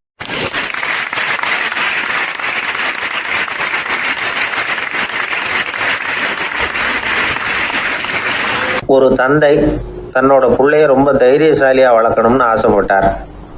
அதுக்காக அவனை கூப்பிட்டு உட்கார வச்சு இப்படி உபதேசம் பண்ணார். இதை பாருப்பா, நான் உன்னாட்டம் இருக்கிறப்போலாம் எதுக்கும் பயப்பட மாட்டேன், ரொம்ப துணிச்சலாக இருப்பேன். ஒரு நாள் ஒரு அப்பாவி எலிய ஒரு பூனை துரத்திட்டு ஓடிச்சு. நான் உடனே என்ன செஞ்சேன் தெரியுமா? அந்த பூனையை பிடிச்சேன், அது வாலில் ஒரு பட்டாசு சரத்தை கட்டினேன், கொளுத்தி விட்டேன், படபடன்னு வெடிக்க ஆரம்பிச்சுட்டுது. அது துள்ளிக்கிட்டு அங்கேயும் இங்கேயும் ஓடி இருக்கு பாரு ஓட்டம், ரொம்ப தமாஷு அப்படின்னார் அப்பா. இப்படி சொல்லிவிட்டு பையனை பார்த்து, இதை கேட்கறதுக்கு உனக்கும் துணிச்சல் வருதா? நான் என்னுடைய செயலை நீ கேட்குறப்போ உனக்கு துணிச்சல் வருதா அப்படின்னு கேட்டார். வருதுன்னா பையன். எப்படின்னா அப்படிங்கிற விவரத்தையும் சொன்னான் அவன். அதாவது எலியை விரட்டினத்துக்காக பூனை வாலில் பட்டாசு கொளுத்துனீங்க நீங்கள், பூனையை விரட்டினத்துக்காக உங்கள் கழுத்தில் பட்டாசு சரத்தை மாட்டினா என்னன்னு தோணுது எனக்கு அப்படின்னு நான் பையனோட துணிச்சல் அப்பாவே நடுங்க வச்சுட்டுது. அது சரி, ஒரு அப்பா பிள்ளைக்கு இப்படியா உபதேசம் பண்ணுறது? எல்லாருக்கிட்டையும் அன்பாக பழகிறது எப்படி அப்படின்னு சொல்லி கொடுக்கணும். பிஞ்சு உள்ளங்களில் நஞ்சை தூவலாமா? ஒரு நாள் விநாயகர் ஒரு பூனையோடு விளையாடிக்கிட்டு இருந்தாராம். அப்படி ஆசையாக விளையாடிக்கிட்டு இருந்தப்ப அவரோட கை நகம் தவறுதெல்லாம் பூனையோட முகத்தில் பட்டுட்டு தான். அது ஒரு சின்ன கீறலை உண்டாக்கி விட்டுது. அப்பா அவர் அதை ஒரு பெருசாக நினைக்கல. கொஞ்ச நேரத்துக்கு அப்புறம் விநாயகர் வீட்டுக்கு வந்தார். அவங்க அம்மா பார்வதி தேவியை பார்த்தார். பார்வதி தேவி கன்னத்தில் விரலால் கீறினது மாதிரி ஒரு அடையாளம் இருந்தது. விநாயகருக்கு அதிர்ச்சி, ஆச்சரியம். நம்ம அம்மா இந்த உலகத்துக்கே தாயார், அப்பேற்பட்ட அவங்க முகத்திலேயே கீறலை உண்டாக்கக்கூடியவங்க யாராக இருக்க முடியும் அப்படின்னு யோசனை பண்ணார். தாயே, உன்னுடைய கன்னத்தில் இந்த வடு எப்படிம்மா ஏற்பட்டதுன்னு கேட்டார். குழந்தாய், இது நீ செஞ்ச காரியம்தான்ப்பா, உன்னுடைய கை நகம் கீறினதுனால ஏற்பட்ட வடு தான் இது அப்படின்னாங்க அவங்க. விநாயகர் திடுக்கிட்டு போட்டார். எப்படிம்மா அது? நான் எந்த காலத்துலேயும் ஒன்று அப்படி கீறினதாக எனக்கு நினைவு இல்லையே அப்படின்னார். இன்னைக்கு காலையில் ஒரு பூனையை கீறினதை நீ மறந்துட்டியா அப்படின்னாங்க அந்த அம்மா. விநாயகர் திகைச்சு போய் நின்னார். பார்வதி தேவி சொன்னாங்க, இதை பாருப்பா, இந்த உலகத்தில் இருக்கக்கூடிய எல்லா உயிர்கள்லேயும் நான் இருக்கிறேன், நான் தான் இந்த உலகமாக ஆகியிருக்கிறேன். ஆகையினால நீ யாரை துன்புறுத்தினாலும் அது உண்மையிலேயே என்ன துன்புறுத்தினதாக தான் வந்து முடியும் அப்படின்னாங்க. விநாயகர் மனசுக்குள்ளே ஒரு வெளிச்சம் ஏற்பட்டு தான். அதுக்கப்புறம் அவர் யாரையுமே கல்யாணம் பண்ணிக்காததுக்கு அதுதான் காரணமா. இந்த உலகத்தில் எல்லாரையும், இங்கே இருக்கிற எல்லாத்தையும் தாயின் வடிவமாக அவர் பார்க்க ஆரம்பிச்சிட்டாராம். குருதேவர் ராமகிருஷ்ணர் இந்த கதையை எடுத்து சொல்லியிருக்கிறார்.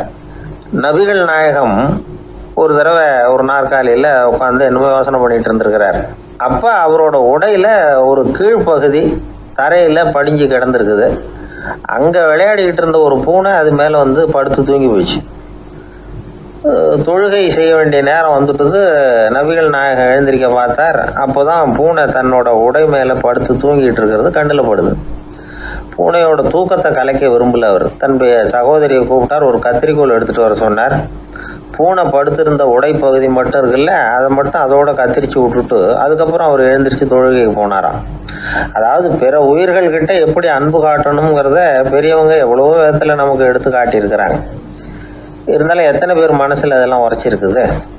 நாமளும் நம்ம ட்ரெஸ்ஸு மேலே ஒரு பூனை படுத்திருந்தா ஒரு கத்திரிக்கோளை தான் தேடுவோம், எடுத்துகிட்டு வர சொல்லுவோம். துணியை வெட்டுறதுக்கு பதிலாக இல்லை அதோட வாழை வெட்டினா என்ன அப்படின்னு தோணும். ஒரு ஆள் ரொம்ப பிரியமாக ஒரு பூனையை ஆற்றுல குளிப்பாட்டிக்கிட்டு இருந்தானா.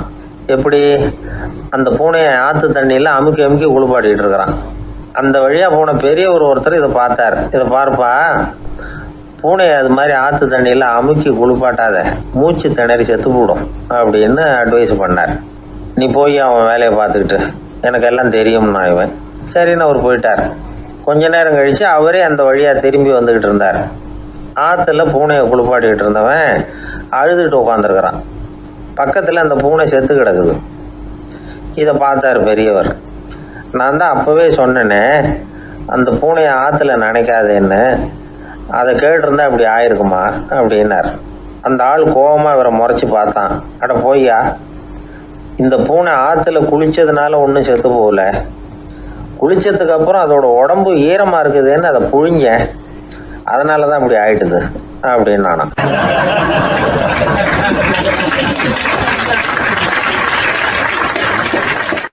அந்த காலத்தில் அண்ணாமலை ரெட்டியார்னு ஒருத்தர் இருந்தார்.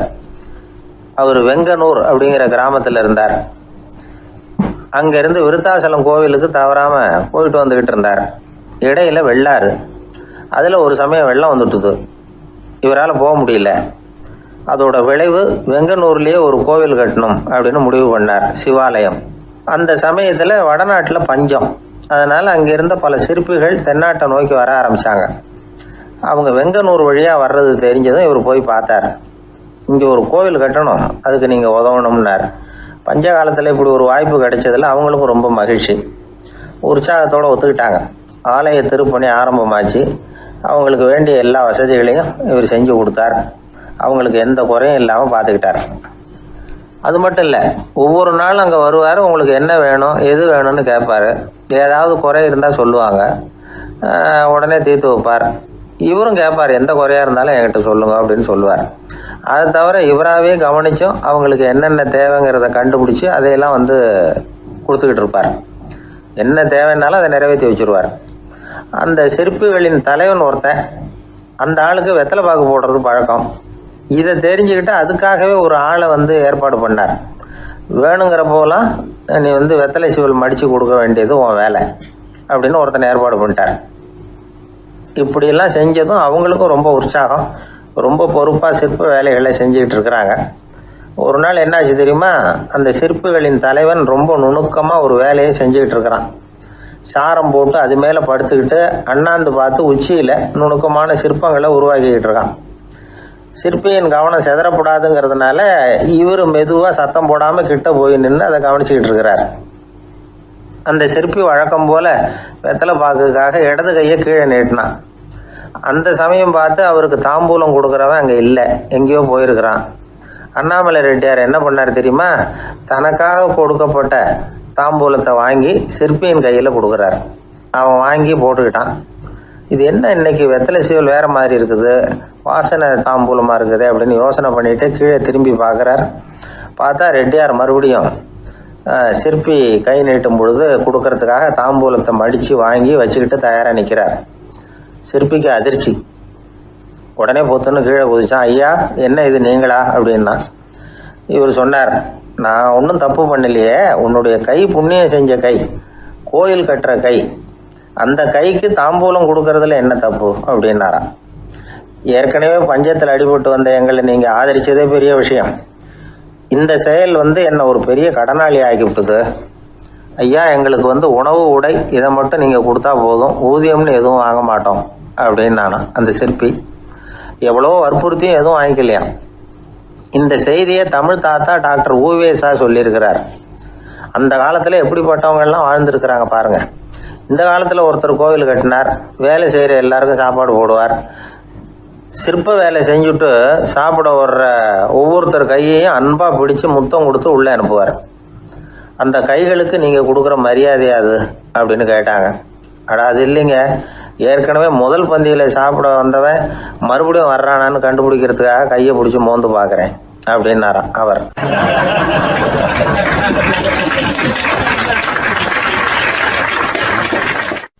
அந்த மரத்தின் உச்சியில் ஒரு பறவை கூடு, ஏதோ ஒரு பறவை கூடு கட்டியிருந்தது. அது என்ன பறவைன்னா ராஜாளி. ஒரு குரங்கு அந்த மரத்து கிளையில தாவி தாவி குதிச்சுக்கிட்டு இருந்தது. அப்போ இந்த கூட்டில் இருந்த முட்டை அது கண்ணில் போட்டுவிட்டுது.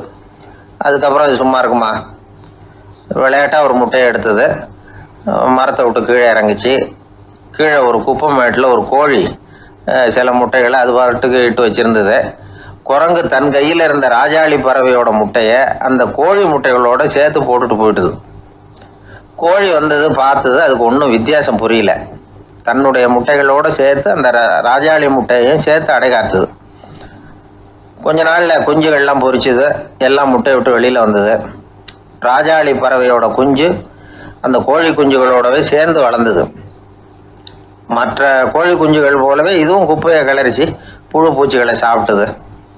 காக்கைகள் தாக்கிறதுக்கு வந்ததுன்னா மற்ற கோழி குஞ்சுகள் மாதிரியே இதுவும் பயந்து போய் தாய் கோழியின் சிறகுகளுக்கு உள்ளே ஒளிஞ்சிக்கும். இப்படியே கொஞ்ச காலம் போச்சு. குஞ்சுகள்லாம் வளர்ந்து பெருசாகிட்டுது. சிலது சேவல்களாச்சு, சிலது கோழிகளாச்சு. அந்த ஒன்று மட்டும் ராஜாளி ஆச்சு. ஆனால் ஒரு விஷயம், தான் ஒரு ராஜாளிங்கிறது அந்த பறவைக்கு தெரியாது. தன்னையும் ஒரு கோழின்னே அது நினச்சிக்கிட்டு இருக்கு. அப்படி நினச்சிக்கிட்டு குப்பை மேட்டை கிளறிக்கிட்டு இருக்கு. ஒரு நாள் சாயந்தர நேரம் இந்த ராஜாளி பறவை கீழே அது பாட்டுக்கு வழக்கம் போல குப்பையை கிளறிக்கிட்டு இருக்குது. அப்போ அண்ணாந்து பார்க்குது. வானத்தில் உயரத்தில் கூட்டமாக ராஜாளி பறவைகள் உல்லாசமாக வட்டம் அடித்து பறந்துக்கிட்டு இருக்கு. அதே இது பார்க்குது. இதுக்கு மனசுக்குள்ளே ஏக்கமாக போச்சான். அப்போது இதுக்கு ஆண்டவன் பேரில் கோபம் வந்துதான். ஆண்டவனுக்கு என் பேரில் ஏன் இந்த ஓர வஞ்சனை? என்னையும் ஒரு ராஜாளியாக படைச்சிருந்தா நானும் கூட இந்நேரம் ஆகாயத்தில் உல்லாசமாக பறந்துக்கிட்டு இருப்பேனே அப்படின்னு நினச்சி வருத்தப்பட்டு தான். இது வேடிக்கையாக இருக்குல்ல. ஒரு வகையில் பார்த்தா நாம் கூட இந்த ராஜாளி பறவை மாதிரி தான் வாழ்ந்துக்கிட்டு இருக்கோம் அப்படிங்கிறார் ஒரு உளவியல் நிபுணர். நம்மால் எவ்வளவு வேலை செய்ய முடியும் அப்படின்னு நாம் நினச்சிக்கிட்டு இருக்கிறோமோ அதை விட பல மடங்கு நம்மால் வேலை செய்ய முடியுமா? பல மடங்கு வேகமாகவும் வேலை செய்ய முடியும் அப்படிங்கிறார் அவர். நம்முடைய முழுமையான பலம் என்னங்கிறது நமக்கே தெரியறதில்ல. அதுதான் கஷ்டம். நம்முடைய பலம் தெரியாததுனால தான் நாம் எதுக்கு எடுத்தாலும் பயந்துக்கிட்டு இருக்கிறோம். ஒரு ஆள் இருந்தான். அவனுக்கு எப்படின்னா கோழியை கண்டா பயப்படுவான். ஏன் கோழியை கண்டா பயம்னா, அவனுக்கு மனசுக்குள்ள தான் ஒரு புழுன்னு நினைப்பு. தன்னை ஒரு புழுவாக நினைக்கும் பொழுது, புழுன்னா கோழி வந்து கொத்தும்ல, அதனால கோழியை கண்டு பயப்பட ஆரம்பிச்சிட்டான். இவன் நடுங்கிடுவான். எதிரில் கோழி வந்ததுன்னா உடம்பு பூரா நடுங்க ஆரம்பிச்சிடும். வீட்டில் இருக்கிறவங்க பார்த்தாங்க. இவனை அழைச்சிட்டு போய் ஒரு மனநோய் மருத்துவமனையில் சேர்த்துட்டாங்க. அங்கே உள்ள டாக்டர் இவருக்கு சிகிச்சையெல்லாம் கொடுத்தார். ஒரு வாரம் இவனை தங்க வச்சு வேண்டிய சிகிச்சையெல்லாம் கொடுத்து மன ரீதியாக அவனை மாற்றி, சரி இனிமேல் நீ வீட்டுக்கு போகலாம்னு சொல்லி அனுப்பி வச்சார். வீட்டுக்கு புறப்பட்டான். அப்போ சொன்னார், இதை பாருப்பா, நீ வீட்டுக்கு போகலாம், நேராக வீட்டுக்கு போ, நல்லா ஞாபகம் வச்சுக்கோ, இனிமேல் வந்து நீ ஒரு புழு கிடையாது, மனுஷன், தைரியமாக புறப்படு, போயிட்டு வா அப்படின்னு சொல்லி வழி அனுப்பி வச்சார். சரிங்க டாக்டர்னு சொல்லிவிட்டு இவன் புறப்பட்டு போனான். பாதி வழி போயிருப்பான். லேசாக நிமிர்ந்து பார்க்குறான். எதிரில் ஒரு கோழி வந்துக்கிட்டு இருக்கு. அது பாட்டுக்கு சாதாரணமாக நடந்து வந்துக்கிட்டு இருந்தது. அவ்வளவுதான், இவன் உடம்பு கிடுகிடுன்னு ஆட ஆரம்பிச்சுட்டுது. திரும்பி ஓடி வந்துட்டான். டாக்டர் கேட்டார், ஏன்ப்பா திரும்பி ஓடி வந்துட்டேன்னு. பாதி தூரம் போயிட்டேன் டாக்டர், எதிரில் ஒரு கோழி வந்துக்கிட்டு இருக்குது, அதான் பயமாக இருந்தது, வந்துட்டேன்னா. டாக்டருக்கு ஒரு மாதிரி ஆகிடுது. அவர் சொன்னார், இதை பாருப்பா, நான் தான் சொன்னேனே, நீ ஒரு புழு இல்லை, மனுஷன். இனிமேல் நீ புழு கிடையாது, நீ ஒரு மனுஷன். நீ ஒரு புழு இல்லைங்கிறது இன்னமும் உனக்கு புரியலையா அப்படின்னார் டாக்டர். நான் புழு இல்லைங்கிறது எனக்கு தெரிஞ்சுட்டுது டாக்டர், இது அந்த கோழிக்கு தெரியுமான்னு தெரியலையே அப்படின்னா. இவெல்லாம் எந்த காலத்தில் மாறுறது? அதனால் வாழ்க்கையில் வெற்றி பெறணும் அப்படின்னு நினைக்கிறவங்க யாராக இருந்தாலும் தன்னுடைய பலம் என்ன அப்படிங்கிறத முதல்ல புரிஞ்சுக்கணும். தன்னுடைய சக்தியை புரிஞ்சுக்கிட்டவன் வெற்றி பெறுவது நிச்சயம்.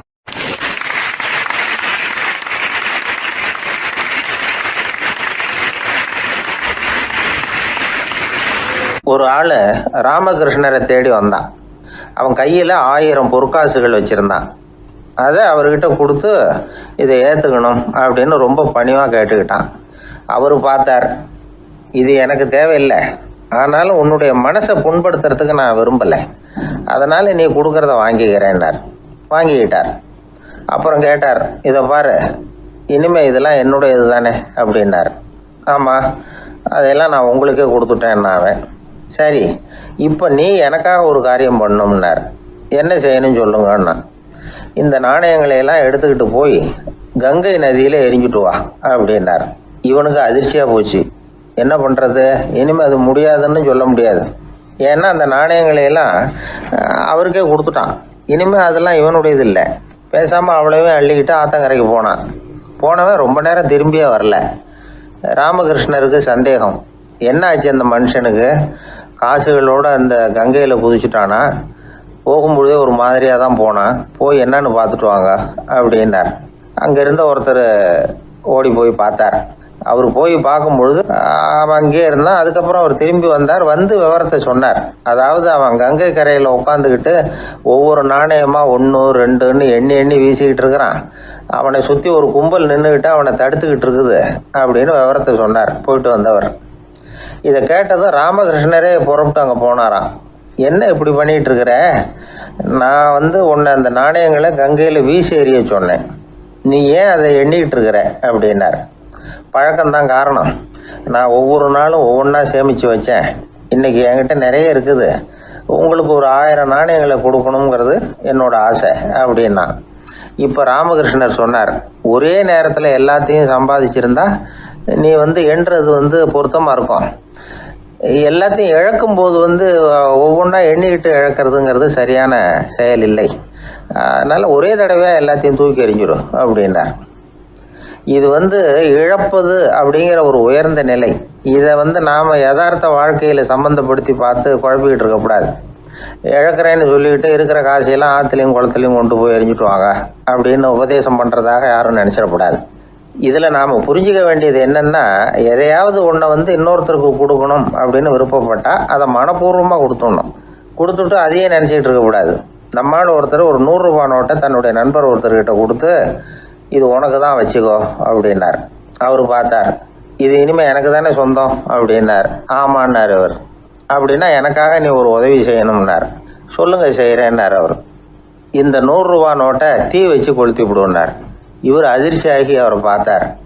இப்போ அவர் சொன்னார், நீ எனக்கு அன்பாக கொடுத்தது இது, இந்த நோட்டு கள்ள நோட்டுங்கிறது எனக்கு முன்னாடியே தெரியும், சீக்கிரம் கொளுத்தி விடு, அதுதான் நம்ம 2 பேருக்குமே நல்லது அப்படின்னாராம் அவர்.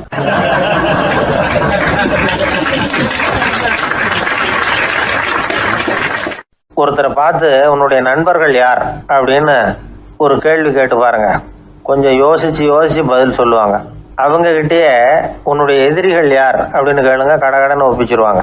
நம்ம மனசு இருக்க அது எப்படின்னா, நம்ம நண்பர்களை விட எதிரிகளை அது நல்லா ஞாபகத்தில் வச்சுக்கும்.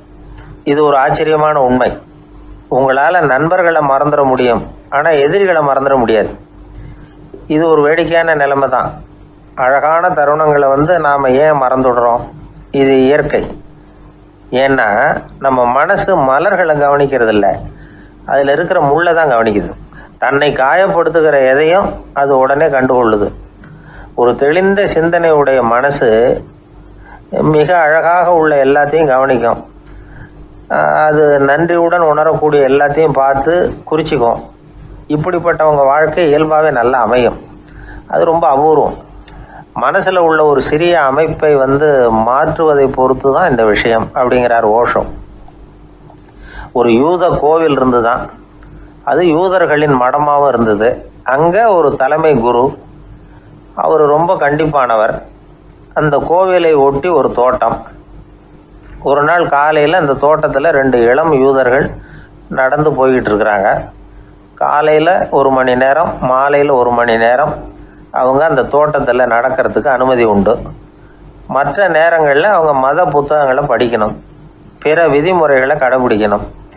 அந்த 2 பேருமே தொடர்ந்து புகைப்பிடிக்கிற பழக்கம் உள்ளவங்க. ஆனால் கோவில் மடத்தில் இருக்கிறப்போ அவங்க புகைப்பிடிக்க முடியாது, அது கடுமையான குற்றம். சரி, நாம் தோட்டத்தில் இருக்கிறப்போவாவது புகைப்பிடிக்கலாமா அப்படின்னு ஒரு ஆசை அவங்க 2 பேருக்குமே. இருந்தாலும் பயம். இப்படி கேட்டால் மத குரு என்ன சொல்லுவாரோ அல்லது என்ன செய்வாரோங்கிற பயம். இப்படியே கொஞ்ச நாள் ஆச்சு. ஒரு நாள் இந்த 2 பேரில் ஒருத்தன் ரொம்ப கலங்கி போய் அந்த கோவிலிருந்து வெளியில் வந்துக்கிட்டு இருந்தான். வந்தவன் நேராக தோட்டத்து பக்கம் போனான். அங்கே இன்னொருத்தன் ஆனந்தமாக புகை பிடிச்சிக்கிட்டு இருக்கிறான். அதை பார்த்து தான் இவனுக்கு அதிர்ச்சி. அட கடவுளே, என்ன இது, நீ கேட்காமலே ஆரம்பிச்சிட்டியா அப்படின்னா. இல்லை நான் கேட்டுவிட்டு தான் ஆரம்பிச்சிருக்கேன்னா அவன்.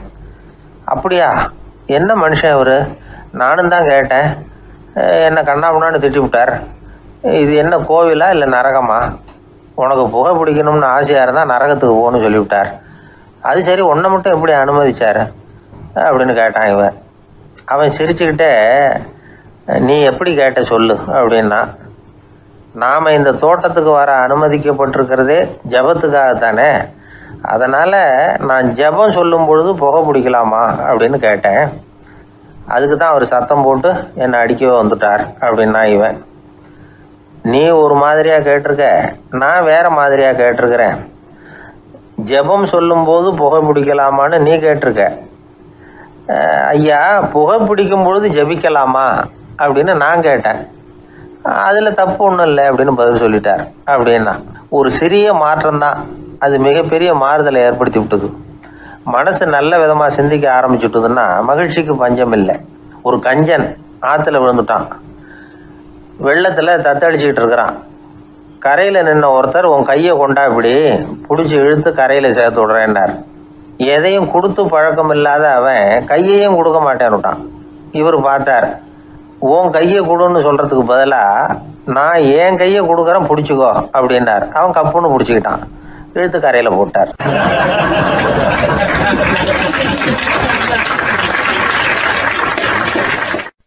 அது ஒரு புகைவண்டி நிலையம். அங்கே ஒருத்தர் காலார நடந்து வந்துக்கிட்டு இருந்தார். அவர் தன்னுடைய வீட்டில் உட்காந்து ரொம்ப நேரம் எழுதுவார். எழுதுகிற நேரம் போக மற்ற நேரங்களில் தம்முடைய சொந்த வயல்களில் வேலை பார்ப்பார். அது முடிஞ்சதை என்ன பண்ணுவார்னா பக்கத்தில் இருக்கிற புகைவண்டி நிலையத்துக்கு போவார். அங்கே கொஞ்சம் நேரம் அப்படியே காலார நடந்து வருவார்.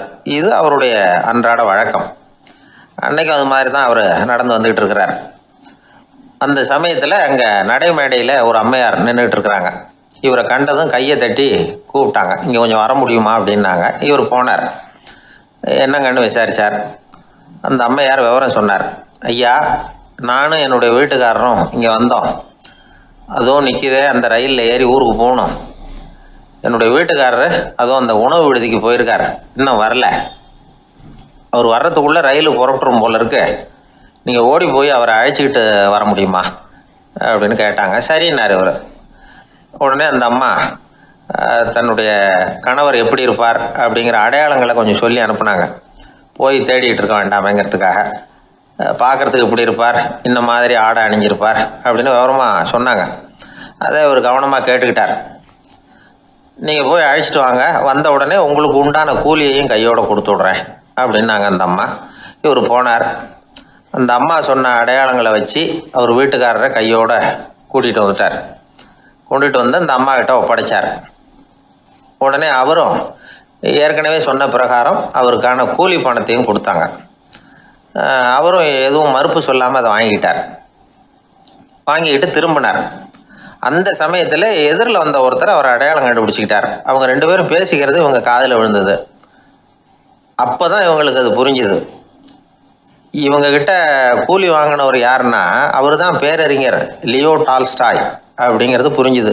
அவங்க ரெண்டு பேரும் பேசிக்கிறத வச்சு ரஷ்ய நாட்டின் மிகப்பெரிய ஞானி லியோ டால்ஸ்டாய், சோவியத் நாட்டின் ஈடு இணையற்ற இலக்கிய மேதை.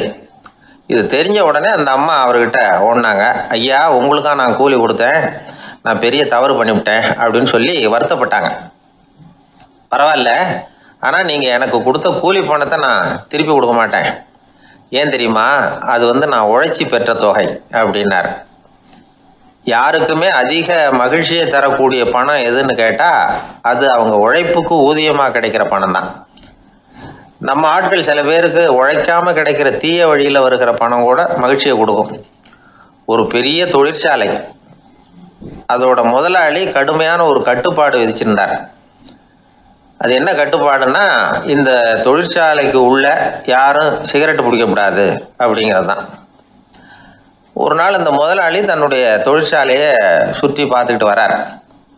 அப்போது ஒரு இளைஞன் உள்ள சிகரெட்டு பிடிச்சிக்கிட்டு இருந்தான். அதை பார்த்து விடுறாரு. அவ்வளவுதான், அவருக்கு கோபம் வந்துட்டுது. உடனே உதவியாளரை கூப்பிட்டார். அதோ பாரு, அந்த சிகரெட்டு பிடிச்சிக்கிட்டு இருக்கிறானே, அவன் கணக்கை முடித்து வெளியில் அனுப்பி வச்சிரு அப்படின்னு உத்தரவு போட்டார். அது பிரகாரம் உடனே அவனை அழைச்சிட்டு போய் கணக்கு பார்த்து சம்பள பாக்கி அப்புறம் உதவித்தொகை எல்லாத்தையும் மொத்தமாக கையில் கொடுத்து வெளியில் அனுப்பி வச்சுட்டாங்க. அவன் பணத்தோடு வெளியில் வந்தான். ஏதோ யோசனை பண்ணபடியே நின்றுக்கிட்டு இருந்தான். அவன் என்னப்பா யோசிக்கிற அப்படின்னாரு எதிரில் வந்தவர். இவன் சொன்னான், ஒன்றும் இல்லை, என்னோட நண்பன் ஒருத்தனை பார்க்கறதுக்காக உள்ளே போனேன். பேர் என்னன்னு கேட்டுவிட்டு ஒரு 50,000 ரூபா பணத்தையும் கொடுத்து வெளியில் அனுப்பி வச்சுட்டாங்க. அதுதான் ஏன்னு புரியல, யோசனை பண்ணிகிட்டு இருக்கிறேன் அப்படின்னு நானா இவன். அதனால் நாம் உழைச்சி சம்பாதிக்கிற பணம் தான் உயர்வு, சும்மா வர்ற பணம்லாம் மகிழ்ச்சியை தராது அப்படிங்கிறத புரிஞ்சுக்கணும். அப்பேற்பட்ட ஞானி ரஷ்ய மேதை அவர் பாருங்க, அந்த பணத்தை வாங்கின பணத்தை திருப்பி கொடுக்க மாட்டேன்னு விட்டார். ஏன்னா அது உழைத்து பெற்ற தொகை, அதை நான் கொடுக்க மாட்டேன்னார். அதனால் நமக்கு செல்வம் சேர்க்கறது பெருசு இல்லை, அந்த சேருகிற செல்வம் நமக்கு மகிழ்ச்சியை கொடுக்கணும். அதுக்கு என்ன வழின்னா நாம் உழைத்து சம்பாதிக்கணும் அப்படிங்கிறத அதிலிருந்து புரிஞ்சிக்க வேண்டியது ரொம்ப அவசியம். அதனால உழைப்போம், உயர்வோம். இதுதான் வெற்றியின் ரகசியம்.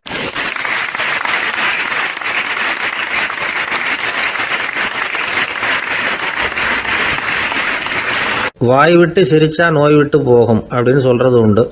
அது என்ன வெறும் அலங்காரத்துக்காக சொன்ன வார்த்தையா, இல்லை அர்த்தத்தோடு சொன்ன வார்த்தையா அப்படின்னு யோசிச்சா அதில் நிஜமாவே அர்த்தம் இருக்குதுன்னு தான் தெரியுது. ஆதாரபூர்வமாக அதுக்கு சில நிரூபணங்களும் இருக்குது. நார்மன் கசின்ஸ் அப்படின்னு ஒருத்தர் இருந்தார். அவர் ஒரு அமெரிக்க பத்திரிகை ஆசிரியர். அவருக்கு ஏதோ ஒரு விதமான அழற்சி நோய், இன்ஃப்ளமேஷன் டிசீஸ். அது டாக்டர்கள்லாம் அதுக்கு என்ன விதமான வைத்தியமும் கிடையாது அப்படின்னு சொல்லி பல இதெல்லாம் பார்த்துட்டு கடைசியாக சொல்லிவிட்டாங்க அதுக்கு வைத்தியமே இல்லைன்ட்டாங்க. டாக்டர்கள் தான் சொல்லிவிட்டாங்களே, அதனால் இது இப்படியே இருந்துட்டு போகட்டும் அப்படின்னு விட்டுற வேண்டியது தானே. ஆனால் அவர் அப்படி நினைக்கல. உடனே அவர் என்ன பண்ணார்னா, ஆஸ்பத்திரி ரூமை காலி பண்ணார். ஹோட்டலில் போய் ஒரு ரூம் எடுத்துக்கிட்டார். அங்கே போனார். தினமும் அவருக்கு பிடிச்ச தமாஷான படங்களை எல்லாம் டிவியில் போட்டு பார்த்துக்கிட்டு இருந்தார். சிரிப்பு வரக்கூடிய புத்தகங்களை எல்லாம் படித்தார். கொஞ்ச நாள் ஆச்சு, அவருக்கு இருந்த தொந்தரவு குணமாக ஆரம்பிச்சிட்டுது. இதை கேள்விப்பட்ட உடனே பழைய டாக்டர்கள்லாம் ஓடி வந்தாங்க. ஓடி வந்து பார்க்குறாங்க, அவர் உடம்பை சோதனை பண்ணி பார்க்குறாங்க. பார்த்தா அவர் உடம்பு குணமாகறதுக்கு உதவியாக இருந்தது சிரிப்பு தான் அப்படிங்கிறத விஞ்ஞானபூர்வமாக அவங்க ஒத்துக்கிட்டாங்களாம். இருந்தாலும் சிரிப்பு வந்து எந்த முறையில் எந்த விதத்தில் உதவி பண்ணுது அப்படிங்கிறத இன்னமும் சரியாக புரிஞ்சிக்க முடியல.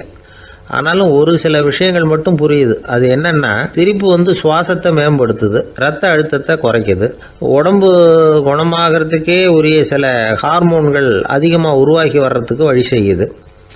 இந்த அளவுக்கு தான் சிரிப்போட செயல்பாட்டை நாம் புரிஞ்சிக்க முடியுது. இருந்தாலும் இதை பற்றி கண்டுபிடிக்க வேண்டியது இன்னமும் ஏராளமாக இருக்குது. அதையெல்லாம் விவரமாக கண்டுபிடிக்கிற வரைக்கும் நாம் காத்துக்கிட்டு இருக்க வேண்டியதில்லை. இப்போவே தாராளமாக சிரிக்கலாம். அதில் என்னத்துக்கு சிக்கணும், காசா பணமா? சிரிப்புன்னா ஹாஹான்னு சத்தம் போட்டு சிரிச்சாதான் உடம்புக்கு நல்லதுன்னு இல்லை. லேசான புன்னகை கூட உடம்புக்கு நல்லது செய்யுமா. லேசாக புன்னகை பூத்தா அந்த சமயத்தில் நாம் எப்படி ஆகுது, நம்ம உடம்பு பூரா அமைதி அடையுதான். இதையும் ஆதாரபூர்வமாக கண்டுபிடிச்சி தான் சொல்கிறாங்க. எப்போவாவது மனசு சங்கடமாக இருக்கிறப்போ கொஞ்சம் முயற்சி பண்ணி முகத்தில் புன்னகையை கொண்டுகிட்டு வந்து பாருங்கள். அதோட சுகம் வந்து உங்களுக்கு அனுபவித்து பார்த்தா தான் தெரியும். கண்ணும் உதடும் மலரும் பொழுது இருக்கிற ஆனந்தமே ஆனந்தம் அப்படிங்கிறாங்க அனுபவித்து பார்த்தவங்க. வாழ்க்கையில் நாம் தமாஷா இருக்கணும்னா அதுக்கு சில வழிகளையும் அவங்க சொல்லி வச்சிருக்கிறாங்க. முதல்ல நீங்கள் உற்சாகமாக இருக்கிறவங்க கூடவே அதிகமாக பழகணும், அவங்க கூடவே அதிக நேரம் இருக்கிறது மாதிரி பார்த்துக்கணும். அழுது வடிகிறவங்ககிட்டயே இருக்கக்கூடாது, அவங்கள அவாய்டு பண்ணுங்க, அவங்கள விட்டு விலகி வந்துடுங்க. உங்கள் முன்னாடி இருக்கிறவர் எப்பவும் மூஞ்சியை தொங்க போட்டுக்கிட்டே இருக்கிறவராக இருந்தால் கொஞ்ச நாளில் உங்கள் முகமும் அப்படியே ஆகிடுமா.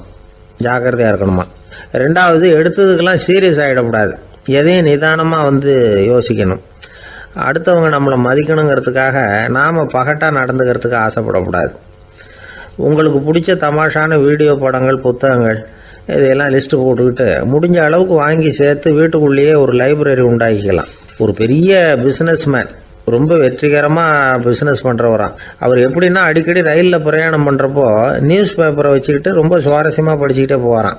நியூஸ் பேப்பரில் அப்படின்னு சுவாரஸ்யமான விஷயம் அப்படின்னு எட்டி பார்த்தா அதுக்குள்ளே ஒரு காமிக் புஸ்தகத்தை வச்சுக்கிட்டு படிச்சுக்கிட்டு இருப்பாரான். என்னங்க அப்படின்னு கேட்டால், என் மனசு லேசாக இருக்கிறதுக்கு இது ரொம்ப உதவியாக இருக்குது அப்படின்னு பாரான். அது ஒரு பக்கம் இருக்கட்டும். சிரிப்புன்னா எல்லா விதமான தமாஷும் உடம்புக்கு நல்லதுன்னு நினச்சிடக்கூடாதான். ஜேம்ஸ் கரோல் அப்படிங்கிற அமெரிக்க உளவியல் நிபுணர் என்ன சொல்கிறார் தெரியுமா? அடுத்தவங்களை குறை சொல்கிறது, கேலி பண்ணுறது, நையாண்டி பண்ணுறது, இது மாதிரியான நகைச்சுவையெல்லாம் நல்லது செய்கிறது இல்லைங்கிறார் அவர். அடுத்தவங்களை தொந்தரவு பண்ணாத ஜோக்குகள் தான் எப்பவும் நல்லது. யாராவது ஜோக்கு சொன்னால் தாராளமாக சிரிக்கணும். ஒருத்தர் வந்தார், இன்னொருத்தரை கூட அழைச்சிக்கிட்டு வந்து என்கிட்ட காட்டினார். அவர் தன்னுடைய முகத்தை ரொம்ப சீரியஸாக வச்சுக்கிட்டு இருந்தார். என்னங்க விஷயம் அப்படின்னு விசாரித்தோம். வந்தவர் எங்களை பார்த்து சொன்னார், சார் இவர் கூட ஒரு பெரிய ப்ராப்ளம்னார். என்னன்னு, ஏதாவது ஒரு ஜோக்கு சொன்னால் உடனே சத்தம் போட்டு சிரிக்க ஆரம்பிச்சுடுறார் சார் அப்படின்னார். ஜோக்கை கேட்டுவிட்டு சிரிக்க ஆரம்பித்தா அது ப்ராப்ளம் இல்லையே அப்படின்னு சொன்னோம். சிரிக்க ஆரம்பிக்கிறது ப்ராப்ளம் இல்லை சார், ஆனால் அப்படி ஆரம்பிக்கிற சிரிப்பை அதுக்கப்புறம் நிறுத்தவே மாட்டேங்கிறார். நாள் கணக்கில் அது பாட்டுக்கு போயிட்டு இருக்கு, அதுதான் ப்ராப்ளம் அப்படின்னார் அவர்.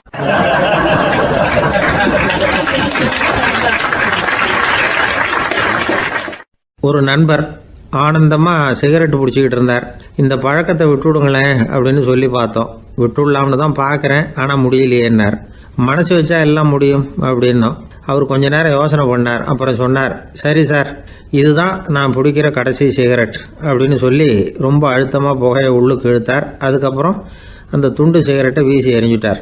ஒருத்தர் இது மாதிரி தீர்மானம் பண்ணி தன்னுடைய கடைசி சிகரெட்டை தூக்கி எறிஞ்சுட்டாருன்னா அது ஒரு பெரிய விஷயம்தான். அதுக்கு பிறகு அவர் உடம்புல படிப்படியாக என்னென்ன மாற்றங்கள் நடக்கும் அப்படிங்கிறத பற்றி ஒரு விவர பட்டியலே வெளியிட்டிருக்கிறாங்க. அது என்ன விவரம் தெரியுமா? ஒருத்தர் புகைப்பிடிக்கிற பழக்கத்தை நிறுத்துறாருன்னு வச்சுங்க. அப்படி அவர் நிறுத்தின 20 நிமிடங்களுக்குள்ள உயர் ரத்த அழுத்தம், உடல் வெப்பம், நாடி துடிப்பு இதெல்லாம் சரியான நிலைமைக்கு வந்துடுதான். 8 மணி நேரத்துக்குள்ள இந்த ஸ்மோக்கர்ஸ் பிரீத் அப்படிங்கிற தன்மை மறைஞ்சிருதான். ரத்தத்தில் உள்ள கார்பன் மோனாக்சைடு அளவு குறையுதான், ஆக்சிஜன் அளவு கூடுதான், சரியான அளவுக்கு வந்துடுதான். ஒருத்தர் கடைசி சிகரெட்டை தூக்கி எறிஞ்சுட்டாருன்னா 24 மணி நேரத்துக்குள்ள மாரடைப்பு ஏற்படுறதுக்கான வாய்ப்பு குறைஞ்சுடுதான். 48 மணி நேரத்துக்குள்ள உணர்வு நரம்புகளின் முனைப்பகுதிகள் மறுபடியும் ஒன்று சேர்ந்துருதான். அதனால நாக்கு சுவை உணர்வு, மூக்கின் முகரும் சக்தி இதெல்லாம் மேம்படுதான், நல்ல நிலைமைக்கு வந்துடுதான். சிகரெட்டை நிறுத்தின 3 நாளுக்குள்ள மூச்சு விடுறது சுலபமாயிடுதான். இப்படி அவங்க பட்டியல் நிறைய சொல்றாங்க. 2 அல்லது 3 மாசத்துக்குள்ள என்ன ஆகும் தெரியுமா? ரத்த ஓட்டம் மேம்படுது, நடக்கிறது சுலபமாயிடுது. நுரையீரல் கொள்ளளவு 30% அதிகரிக்குது. 1லிருந்து 9 மாசத்துக்குள்ள சுவாச குறைபாடுகள் நீங்குது. நுரையீரலில் இருக்கக்கூடிய இந்த அசுத்தம் வடிகட்டும் திசுக்கள் சரியா வேலை செய்ய ஆரம்பிச்சிருது. 1 வருஷத்துக்குள்ள இந்த இதய அழுத்த நோய்க்கான வாய்ப்பு பாதியாக குறைஞ்சிருது.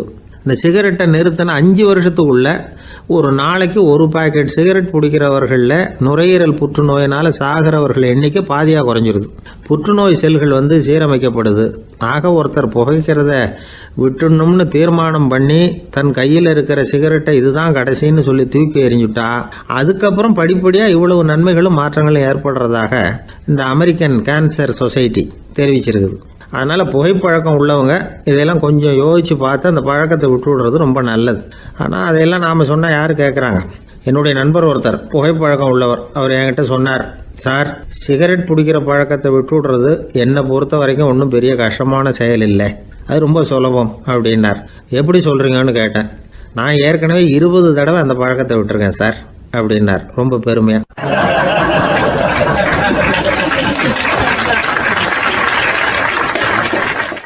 இதில் ஒரு பெரிய நீதிபதி இருந்தார், சென்னையில். உண்மையாக நடந்தது. சென்னையில் ரொம்ப காலத்துக்கு முன்னாடி காந்தி இருந்த காலத்தில் சென்னையில் ஒரு நீதிபதி, அவர் ஒரு நாள் நீதி கோர்ட்லாம் விட்டு ரொம்ப கஷ்டப்பட்டு ராத்திரி சும்மா போய் உடனே வீட்டுக்கு வரல.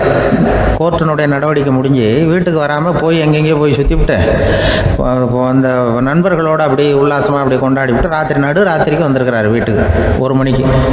அப்போ அந்த வயசான அம்மா வாசல்லையே காத்துக்கிட்டு இருக்கு. புள்ள போச்சு, நீதிபதி இன்னும் சேரலேன்னு வாசல்லே நின்றுட்டு இருந்துதான். அப்போ அது வந்த உடனே பலார்னு அரைஞ்சு விட்டாங்களாம் அந்த அம்மா. ஏன்டா அவ்வளோ தூரம் எங்கே போனேன்? என்னதான் நீதிபதியாக இருந்தாலும் அவங்களுக்கு உள்ள தானே. பலார்னு அரைஞ்சு விட்டாங்க. உடனே அவர் கலங்கி போய் அழுதாராம். மறுநாள் கேட்டிருக்காங்க அந்த பக்கத்தில் இருந்தவங்க, ஏன் நீ பெரிய நீதிபதி, பெரிய பதவியில் இருக்க, அதனால் உன்னை உங்கள் அம்மா அடிச்சிட்டாங்கன்னு அழுதியா அப்படின்னு கேட்டாங்களாம். அப்போ அவர் சொன்னாராம் நீதிபதி, இல்லை, நான் இது மாதிரி எங்கள் அம்மாக்கிட்ட அடிக்கடி அடி வாங்குவேன். எப்போதும் அவங்க அடிக்கிற அடி பலமாக விழும். இப்போ அவங்க அடித்தது எனக்கு வலிக்கவே இல்லை. அந்த அளவுக்கு அவங்களுக்கு வயசாகிட்டுதே, பலம் குறைஞ்சுட்டுதேன்னு நினச்சி அழுதேன் அப்படின்னுக்காரான். அதுதான் புள்ள அம்மா பேரில் உள்ள பாசங்கிறது. இதே போல் நான் சொன்னது மாதிரி முன்னாடி இவர் ஒரு இறைநேச செல்வர் ஒருத்தர் இருந்தார். ஒரு அம்மா எனக்கு அப்பா தண்ணி கொடுப்பா அப்படின்ட்டு படுக்கையில் இருந்த அம்மா. இவர் ஏதோ படிச்சுக்கிட்டு இருந்தவர், ஒரு சின்ன இளைஞர். உடனே ஓடி போய் ஒரு குவளையில் தண்ணி எடுத்துகிட்டு போய் அம்மாவுக்கு முன்னாடி நிற்கிறார். முன்ன அந்த அம்மா அதுக்குள்ளே தூங்கி போச்சு. இவர் அந்த தண்ணியை வச்சுக்கிட்டு அவர் பாட்டு நிற்கிறார். விடிஞ்சு போச்சு. விடிகிற சமயத்தில் அந்த அம்மா முடிச்சு பார்க்குது, பையன் தண்ணியோட கையில் வச்சுட்டு நிற்கிறார். ஏம்மா, என்னப்பா நீ ராத்திரி பூரா தண்ணியோடு நின்றுட்டு இருக்கிறியா எனக்கா அப்படின்னு. அப்பா அவர் சொன்னாராம், ஆமாம்மா, ராத்திரி தண்ணி தாகமாக இருக்குன்னு கேட்டீங்க, உடனே தண்ணி கொண்டு வந்துட்டேன். ஓடி வந்து பார்க்கும்பொழுது நீங்கள் தூங்கிக்கிட்டு இருந்தீங்க. தூங்கிட்டு இருக்கும்பொழுது உங்களை எழுப்ப வேண்டாம், தூக்கத்தை கெடுக்க வேண்டாம்னு நான் நினச்சேன், அதனால் எழுப்பலை. தூக்கம் முழிக்கிற சமயத்தில் உடனே தாகமாக இருக்கும், தண்ணி குடிக்கணும்னு ஆசைப்படுவீங்க, அதனால் தண்ணியை பக்கத்துலேயே வச்சுட்டு நிற்கிறேன் அப்படின்னு அந்த இளைஞர் சொன்னாராம். அப்படியே கட்டி பிடிச்சிட்டு நீ பிற்காலத்தில் பெரிய அறிஞராக வருவேன்னு சொல்லி அந்த அம்மா வரணும்னு சொல்லி இறைவனை வேண்டாங்களாம்.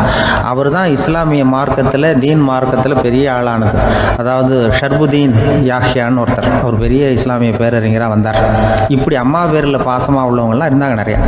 அப்படி அந்த குடும்பத்தில் வந்து அந்த பாசம் நேசம் எவ்வளவு இருக்கோ அவ்வளவுக்கு அவர்கள் உயர்வார்கள்ங்கிறது தான் நம்முடைய பெரிய இதெல்லாம் பெரியவங்கள்லாம் சொல்லியிருக்கிறது அதுதான். அதனால தான் அந்த கணவனுடைய பங்கு என்ன, மனைவியினுடைய பங்கு என்ன, பிள்ளைகளுடைய பங்கு என்னங்கிறத பற்றி ரொம்ப விவரமாக சொல்கிறதுக்காக தான் அதை பற்றி நாம் சிந்திக்க வேண்டிய நேரம் இதுங்கிறதுனால தான். கணவனுக்கு வந்து இது வந்துடக்கூடாது, அதாவது கோபம் வரக்கூடாது, நிதானம் வேணும் அப்படின்லாம் சொல்லுவாங்க. நிதானம், கணவன் வந்து கோபப்படக்கூடாதுமா. அதுக்கு நாங்கள் மனுஷனுக்கு சினம் தவிர்த்தல்னு பயிற்சியெல்லாம் கொடுக்குறாங்க. இப்போது மனுஷன் கோபப்படாமல் இருக்கணும், போகணும் வரணும்னு அதுக்கு சொல்லுவோம் நாங்கள். சும்மா கதை ரூபமாக சொல்கிறது. அங்கே வேதாத்திரி மகரிஷின்னு இருக்கார், அவர் இதில் வந்து சினம் தவிர்த்தல்னு பயிற்சியை கொடுப்பாங்க. குடும்ப தலைவர்கள் பெரியவங்கள்லாம் வந்து அந்த பயிற்சியை எடுத்துக்கணும். என்ன கூப்பிட்டாங்க ஒரு தரம், சினம் தவிர்த்தல்னு ஒரு பயிற்சி கொடுக்குறோம், அதில் நீ வந்து பேசுன்னாங்க. நான் சொன்னேன், நான் பயிற்சிக்கு வேணா வரேன், என்னை பேச வேண்டாம் சார், நான் வந்து பயிற்சி கற்றுக்கிறேன்னு. இல்லை நீ அதெல்லாம் பயிற்சி நாங்கள் கொடுக்குறோம், நீ உனக்கு என்ன தெரியுமோ சொல்லு, மனுஷன் கோவப்படாமல் இருக்கணும், அதுக்கு ஏதாவது வழி சொல்லிட்டு போ அப்படின்னு கூப்பிட்டாங்க. சரின்ட்டு போனேன். போய் அங்கே போய் நான் சொன்னேன், இது மாதிரி எனக்கு தெரிஞ்சது ஒரு கதை மாதிரி சொன்னேன். மீனம்பாக்கம் ஏர்போர்ட், அங்கே ஜப்பானுக்கு போக வேண்டிய ஒரு பிரயாணி லக்கேஜோடு நிற்கிறார் நிறையா. இதை வாங்கி பிளேனில் ஏற்றக்கூடிய ஒரு தொழிலாளி அவர்கிட்ட ஒரு சண்டை போடுறார், அடிக்க போகிறார், திட்டுறாரு, கண்டாமலான்னு திட்டுறாரு. அவர் இதை ஒருத்தர் பார்த்துக்கிட்டே இருக்கார். அந்த சினம் தவிர்த்தல் பயிற்சி கொடுக்குற பேராசிரியர் ஒருத்தர் பார்த்துக்கிட்டே இருக்கார். இது எப்படி இவன் இந்த ஆள் அவ்வளவு கோபமாக அடிக்க போகிறான், திட்டுறான் அந்த பெரிய மனுஷன், இவர் பதிலுக்கு அவர் திட்டவே இல்லையே. அந்த தொழிலாளி சிரிச்சுக்கிட்டே சரி சார் அப்படின்னுட்டே இருக்கான். இவர் லக்கேஜை வாங்கி பிளேனில் ஏற்றுற தொழிலாளி இப்போ கண்ணாவனா அடிக்க போகிறான், திட்டுறான், முகம் செவந்து போச்சு. இவருக்கு என்ன ஆச்சரியம்னா, இந்த ஆள் இவ்வளவு கோவப்படுறான், அதை வாங்கி அந்த தொழிலாளி கொஞ்சம் கூட முகத்தில் கோபமே படலையே, சிரிச்ச முகத்தோடு இருக்கானே, இவன் வந்து நமக்கு பயிற்சி வகுப்பு எடுக்கலாம் போல இருக்கு அப்படின்னு இவர் நினச்சிட்டார். ரொம்ப நேரம் அவர் கத்திக்கிட்டு இருந்தார். சரி சார்ன்ட்டு அதை வாங்கிட்டு அவர் போயிட்டார். போனதுக்கப்புறம் அவர் இந்த ஆள் அப்புறம் பிளேன் வந்தது, ஏறி அவர் போயிட்டார், ஜப்பானுக்கு போயிட்டார். அதுக்கப்புறம் இந்த சினம் தவிர்த்தல் பேராசிரியர் ஓடி போய் அந்த தொழிலாளியை பிடிச்சி கொண்டு வந்தார். இந்த பாருப்பா, நான் வந்து காலையிலேருந்து பார்த்துக்கிட்டு இருக்கேன், அந்த ஆள் உன்னை அடிக்க வந்தான், திட்ட வந்தான், இவ்வளவு கோவப்படுறான், உனக்கு பதிலுக்கு நீ கோவமே படலையே, உனக்கு கோவமே வராதா, அது எப்படி நீ சினம் தவிர்க்கிறது, எப்படி உனக்கு கோவமே வரலையா அப்படின்னு கேட்டிருக்காரு. அப்போ அந்த தொழிலாளி சொன்னாராம், அப்படி இல்லை சார், மனுஷன்னு பிறந்தால் கோபம் படாமல் இருக்க முடியாது, எல்லாருக்கும் கோபம் வரும், அது அவங்கவுங்க வழியில் டீல் பண்ணுவாங்க, நான் அதை என் வழியில் டீல் பண்ணேன், அவ்வளோதான். அப்போ அவர் திட்டும் பொழுது உனக்கு கோபம் வந்தது தானே? வந்தது சார். அப்போ அது எப்படி டீல் பண்ணேன்னு கேட்டிருக்காரு. அப்போ இவன் சொன்னான், நான் ஒன்றும் இல்லை சார், அந்த பிரயாணி வந்து இப்போ ஜப்பானுக்கு போயிட்டுருக்கார், அவர் லக்கேஜெலாம் அமெரிக்கா போயிட்டுருக்கு,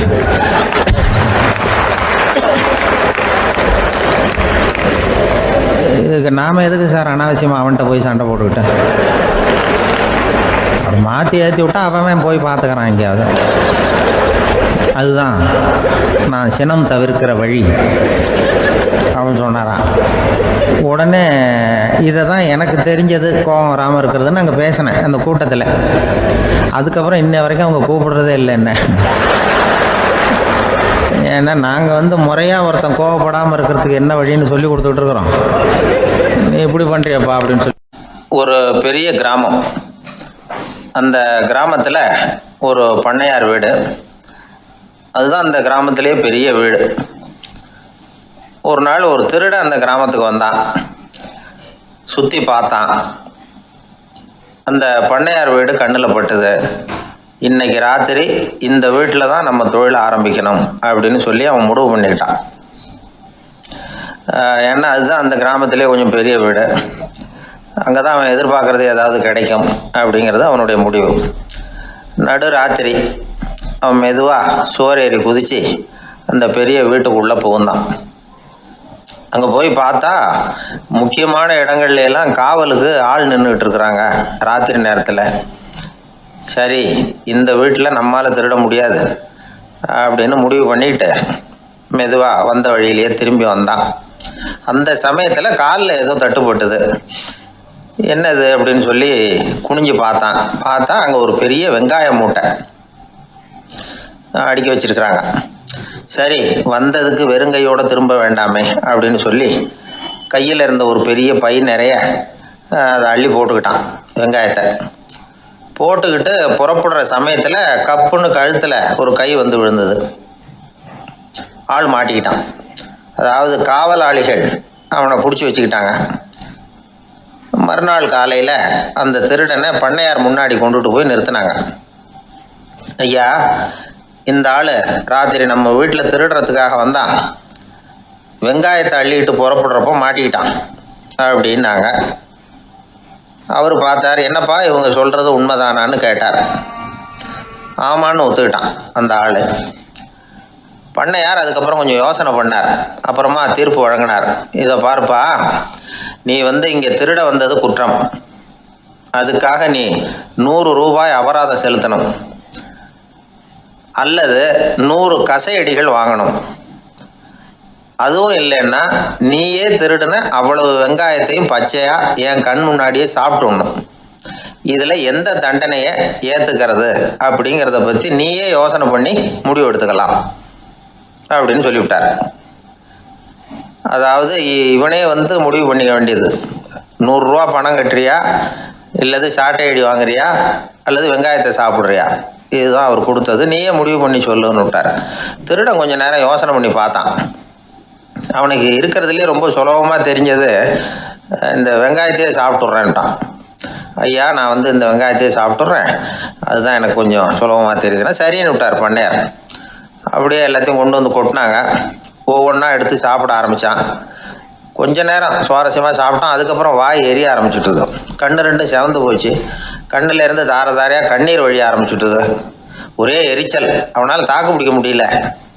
வெங்காயம் பாதி கூட தீரல. பார்த்தான், சரி இது நமக்கு சரிப்பட்டு வராது அப்படின்னு முடிவு பண்ணிட்டான். ஐயா, என்னை மன்னிச்சுக்கோங்க, இது என்னால் முடியாது போல இருக்கு, பேசாமல் எனக்கு 100 சாட்டை அடியே கொடுத்துருங்க அப்படின்னா. அவரும் சரின்னார். சாட்டை அடி விழ ஆரம்பிச்சுது. அதுவும் ஆரம்பத்தில் ஒரு மாதிரியாக இருந்தது. ஒரு 60 அடிகள் விழுற வரைக்கும் தாங்கினான். அதுக்கு மேலே அவனால் முடியல, தாக்கு பிடிக்க முடியல. ஐயா, என்னை மன்னிச்சுக்கோங்க அப்படின்னு மறுபடியும் பண்ணையார் காலில் விழுந்தான். ஐயா, இதுவும் எனக்கு சரிப்பட்டு வராது போல இருக்கு, பேசாமல் 100 ரூபா அபராதமே கட்டிவிடுறேன் அப்படின்னா. அதே மாதிரி பணத்தை எடுத்து கொடுத்துட்டு அவன் பாட்டுக்கு போனான். இப்படி ஒரு கதை உண்டு. இந்த கதையை உலக புகழ்பெற்ற மனோதத்துவ மேதை எம் ஸ்காட் பெக் ஒரு உதாரணமாக எடுத்து சொல்கிறார். எதுக்காக அவர் எடுத்து சொல்கிறாருன்னா, இந்த முடிவெடுக்கும் திறன் அப்படிங்கிறத விளக்கறதுக்காக. வாழ்க்கையில் முடிவெடுக்கிற திறன் நம்ம ஒவ்வொருத்தருக்கும் ரொம்ப அவசியம். எந்த சந்தர்ப்பத்தில் எப்படி முடிவெடுக்கிறோம் அப்படிங்கிறத வச்சு தான் நம்ம வாழ்க்கை அமையும். எவ்வளவுதான் பணம் இருந்தாலும் சரி, எவ்வளவுதான் படிச்சிருந்தாலும் சரி, இந்த முடிவெடுக்கிற திறன் சரியா இல்லைன்னா வாழ்க்கையில் பல சறுக்கல்களை சந்திக்க வேண்டியிருக்கும். நாம் முடிவுகள் எடுத்தால் அந்த முடிவுகளால் ஏற்படக்கூடிய விளைவுகளுக்கு நாம் பொறுப்பு ஏற்க வேண்டியிருக்குமே அப்படிங்கிற பயத்தினால முடிவெடுக்கிற அதிகாரத்தை பல சமயங்களில் நாம் மற்றவங்களுக்கு தாரவாத்து கொடுத்துட்றோம். நாமே முடிவெடுக்கக்கூடிய திறமையை வளர்த்துக்கிறது தான் ரொம்ப முக்கியம். ஒருத்தர் சொன்னார், சார், சின்ன சின்ன பிரச்சனைகள்ல எல்லாம் எங்கள் வீட்டில் என் மனைவி முடிவு எடுக்க விட்டுருவேன், பெரிய பிரச்சனைகள்ல எல்லாம் நான் தான் முடிவு எடுப்பேன் அப்படின்னார்.